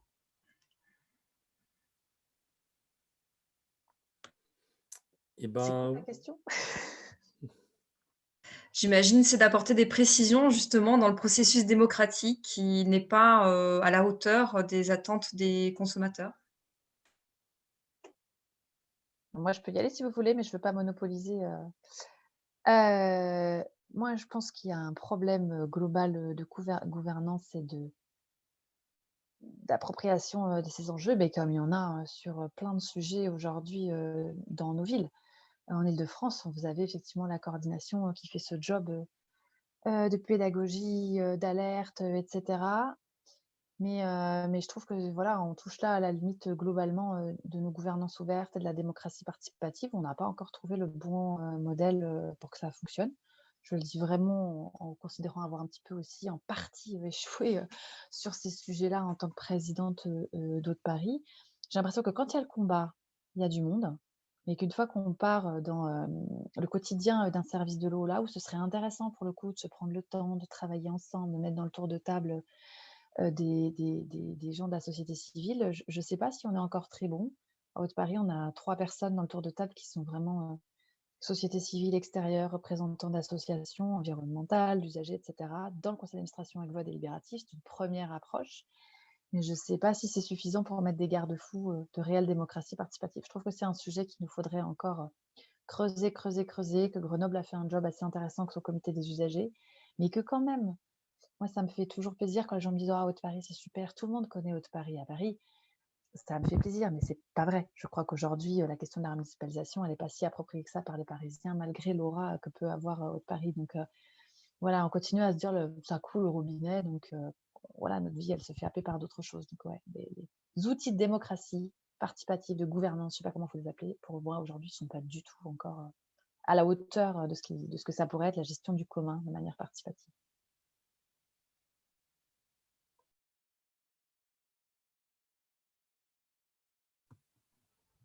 D'autres commentaires là-dessus, sur ce sujet? Non?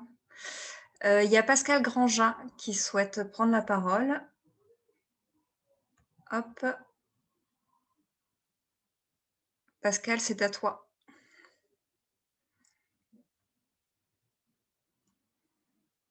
Non, Pascal?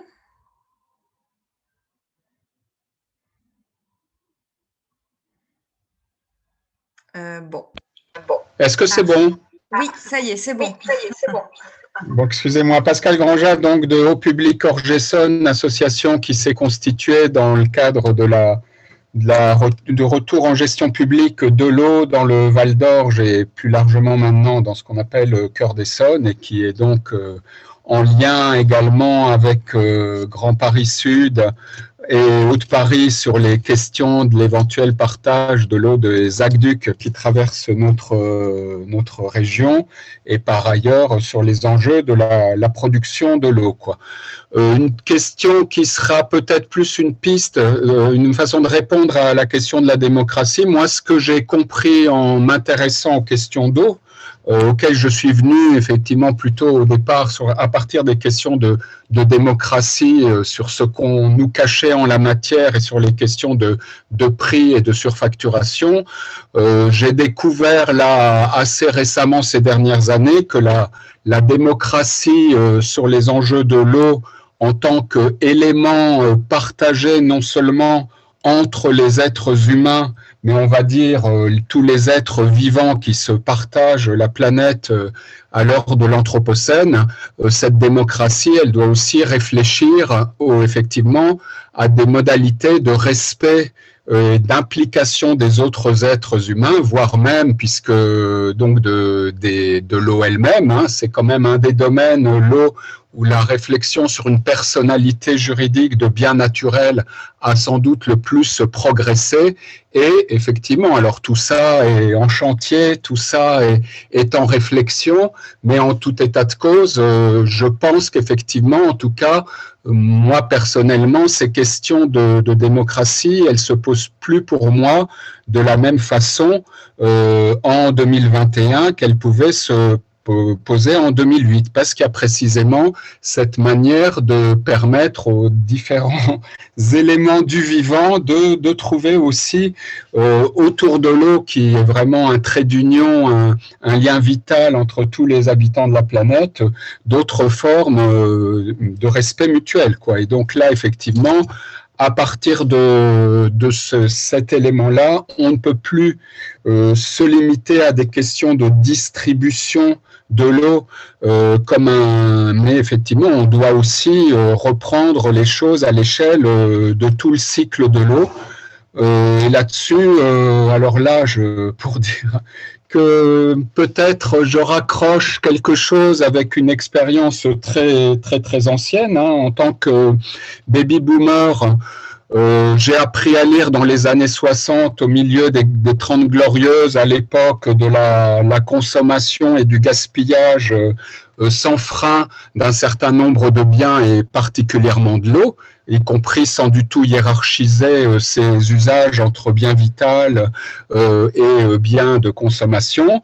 Mais j'ai également, dans les années 60, été biberonné à un album du Père Castor qui s'appelait Perlette Goutte d'eau, qui, d'une manière finalement assez avant-gardiste à l'époque, raisonnait en termes effectivement de grands cycles et d'économie circulaire à l'échelle de la nature à travers l'eau, et avec la nécessité de prendre simultanément toutes les questions économiques, de partage, de pollution, si on voulait effectivement que l'eau continue à perdurer.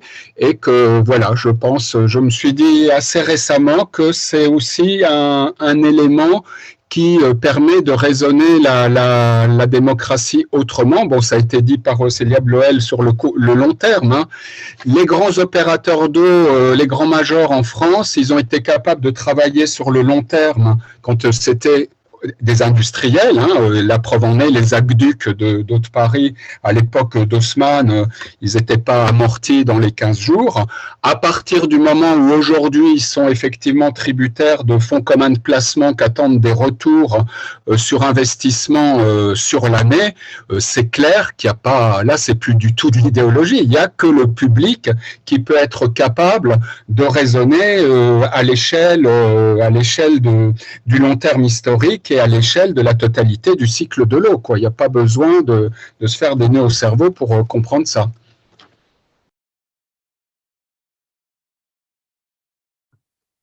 Très bien. Merci, merci Pascal. Moi, je voulais juste rebondir en deux mots sur la démocratie, et puis là, de toute façon, on s'achemine vers la fin de notre webinaire. Il me semble qu'effectivement, il y a deux choses à distinguer. Il y a la démocratie, il y a les grands moments, il y a la participation des usagers aux grandes décisions que nous revendiquons, voilà, et qui se fait de temps en temps, mais il faut encore que les pouvoirs publics, que les élus, le décident et voilà, acceptent de consulter les citoyens sur le mode de gestion, sur un grand projet, sur un nouveau dispositif. Voilà, donc ça c'est effectivement des moments, je dirais, un peu particuliers. Et puis après, il y a effectivement la gestion quotidienne et l'association des usagers à la gestion plus quotidienne d'un service public. Nous, en ce moment, là, donc on est, nos deux territoires, Est Ensemble et Grand Orly-Seine-Bièvre, on est en transition vers la construction d'une régie publique territoriale. On réfléchit aussi à la place, justement, à cette question, à la place des usagers. Et un peu l'idée, c'est, bon, il y a toute cette semaine, il y a ce printemps de l'eau, mais au-delà, c'est de former une génération d'élus et d'usagers sur ces questions. Donc, on va aussi développer dans les prochains mois des initiatives de formation un peu tout azimut pour trouver les usagers qui, demain, seront les co-gestionnaires de nos régies. Donc voilà, c'est aussi ça la nouvelle réponse qu'on essaye de construire avec tout le monde. Et après, il y a aussi des moments où, outre les luttes, je dirais, qui sont particulières à l'eau, enfin qui sont liées à des fins de contrat, à des passages en régie, tout ça. Il y a des moments comme les moments électoraux, par exemple, qui sont des leviers politiques intéressants pour débattre de cette question de l'eau et pour faire que le plus grand nombre s'intéresse à cette question. Donc nous, ça fait en 2014, avec plein d'autres associations, hein, c'était pas seulement Île-de-France, c'était vraiment national, on avait sorti un kit citoyen pour les usagers et pour les candidats. En 2020, on a réitéré sous la forme plutôt d'un questionnaire pour essayer d'engager les candidats à la fois sur la gestion publique, mais à la fois sur le droit à l'eau et à la fois sur la question de l'eau et du climat. Et donc, de plus en plus, c'est quelque chose de permanent, et c'est aussi une façon d'associer un plus grand nombre de citoyens à ces questions-là. Voilà ce que je voulais ajouter. Est-ce que un petit mot de conclusion peut-être, chacune d'entre vous? Si vous voulez bien? Christine? Marie? Eh bien, en tout cas, merci pour cette initiative de faire une semaine de l'eau et non pas simplement une journée unique de l'eau. Je voudrais juste conclure en rappelant que nous avons été nombreux, la ville de Paris, au bien commun, la coalition Île-de-France et la ville de Marseille en la personne du maire et des élus à la solidarité, à l'eau, à l'assainissement que je suis, ainsi qu'à l'élu à la place de l'eau dans la ville, a signé le manifesto, voilà, pour rappeler que c'est aussi quand même, c'était la journée du droit humain à l'eau et à l'assainissement. Voilà, je voulais conclure sur une note de solidarité et encore merci pour cette initiative de faire une semaine de l'eau et non plus une seule journée de l'eau. Voilà.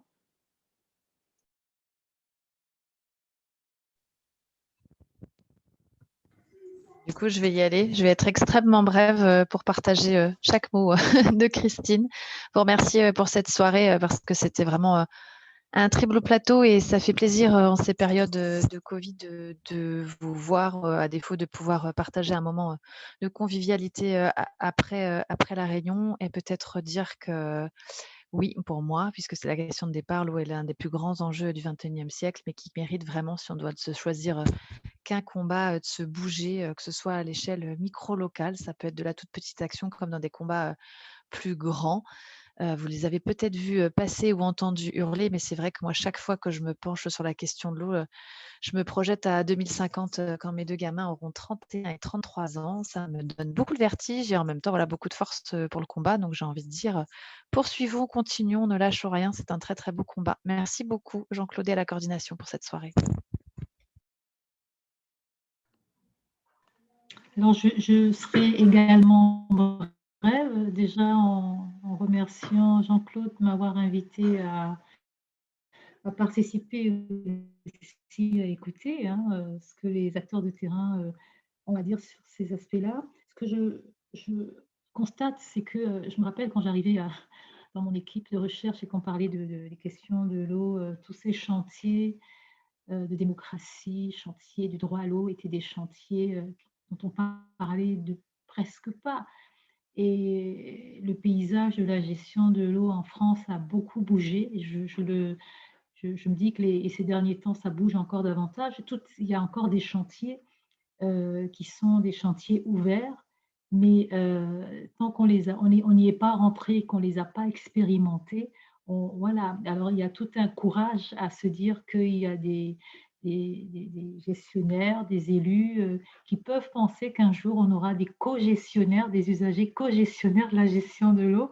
C'est un projet qui paraît, comment dire, là, dans les médias, difficile à penser, mais tant qu'il y aura de l'expérimentation, une capacité à avoir un retour réflexif sur ce qui se fait, et une capacité à revenir et améliorer ce qui a été fait. Et je pense qu'il y a de l'espoir et tant mieux pour les jeunes générations qui sont là. Et merci encore. Très bien. Ben, écoutez, merci à toutes et à tous.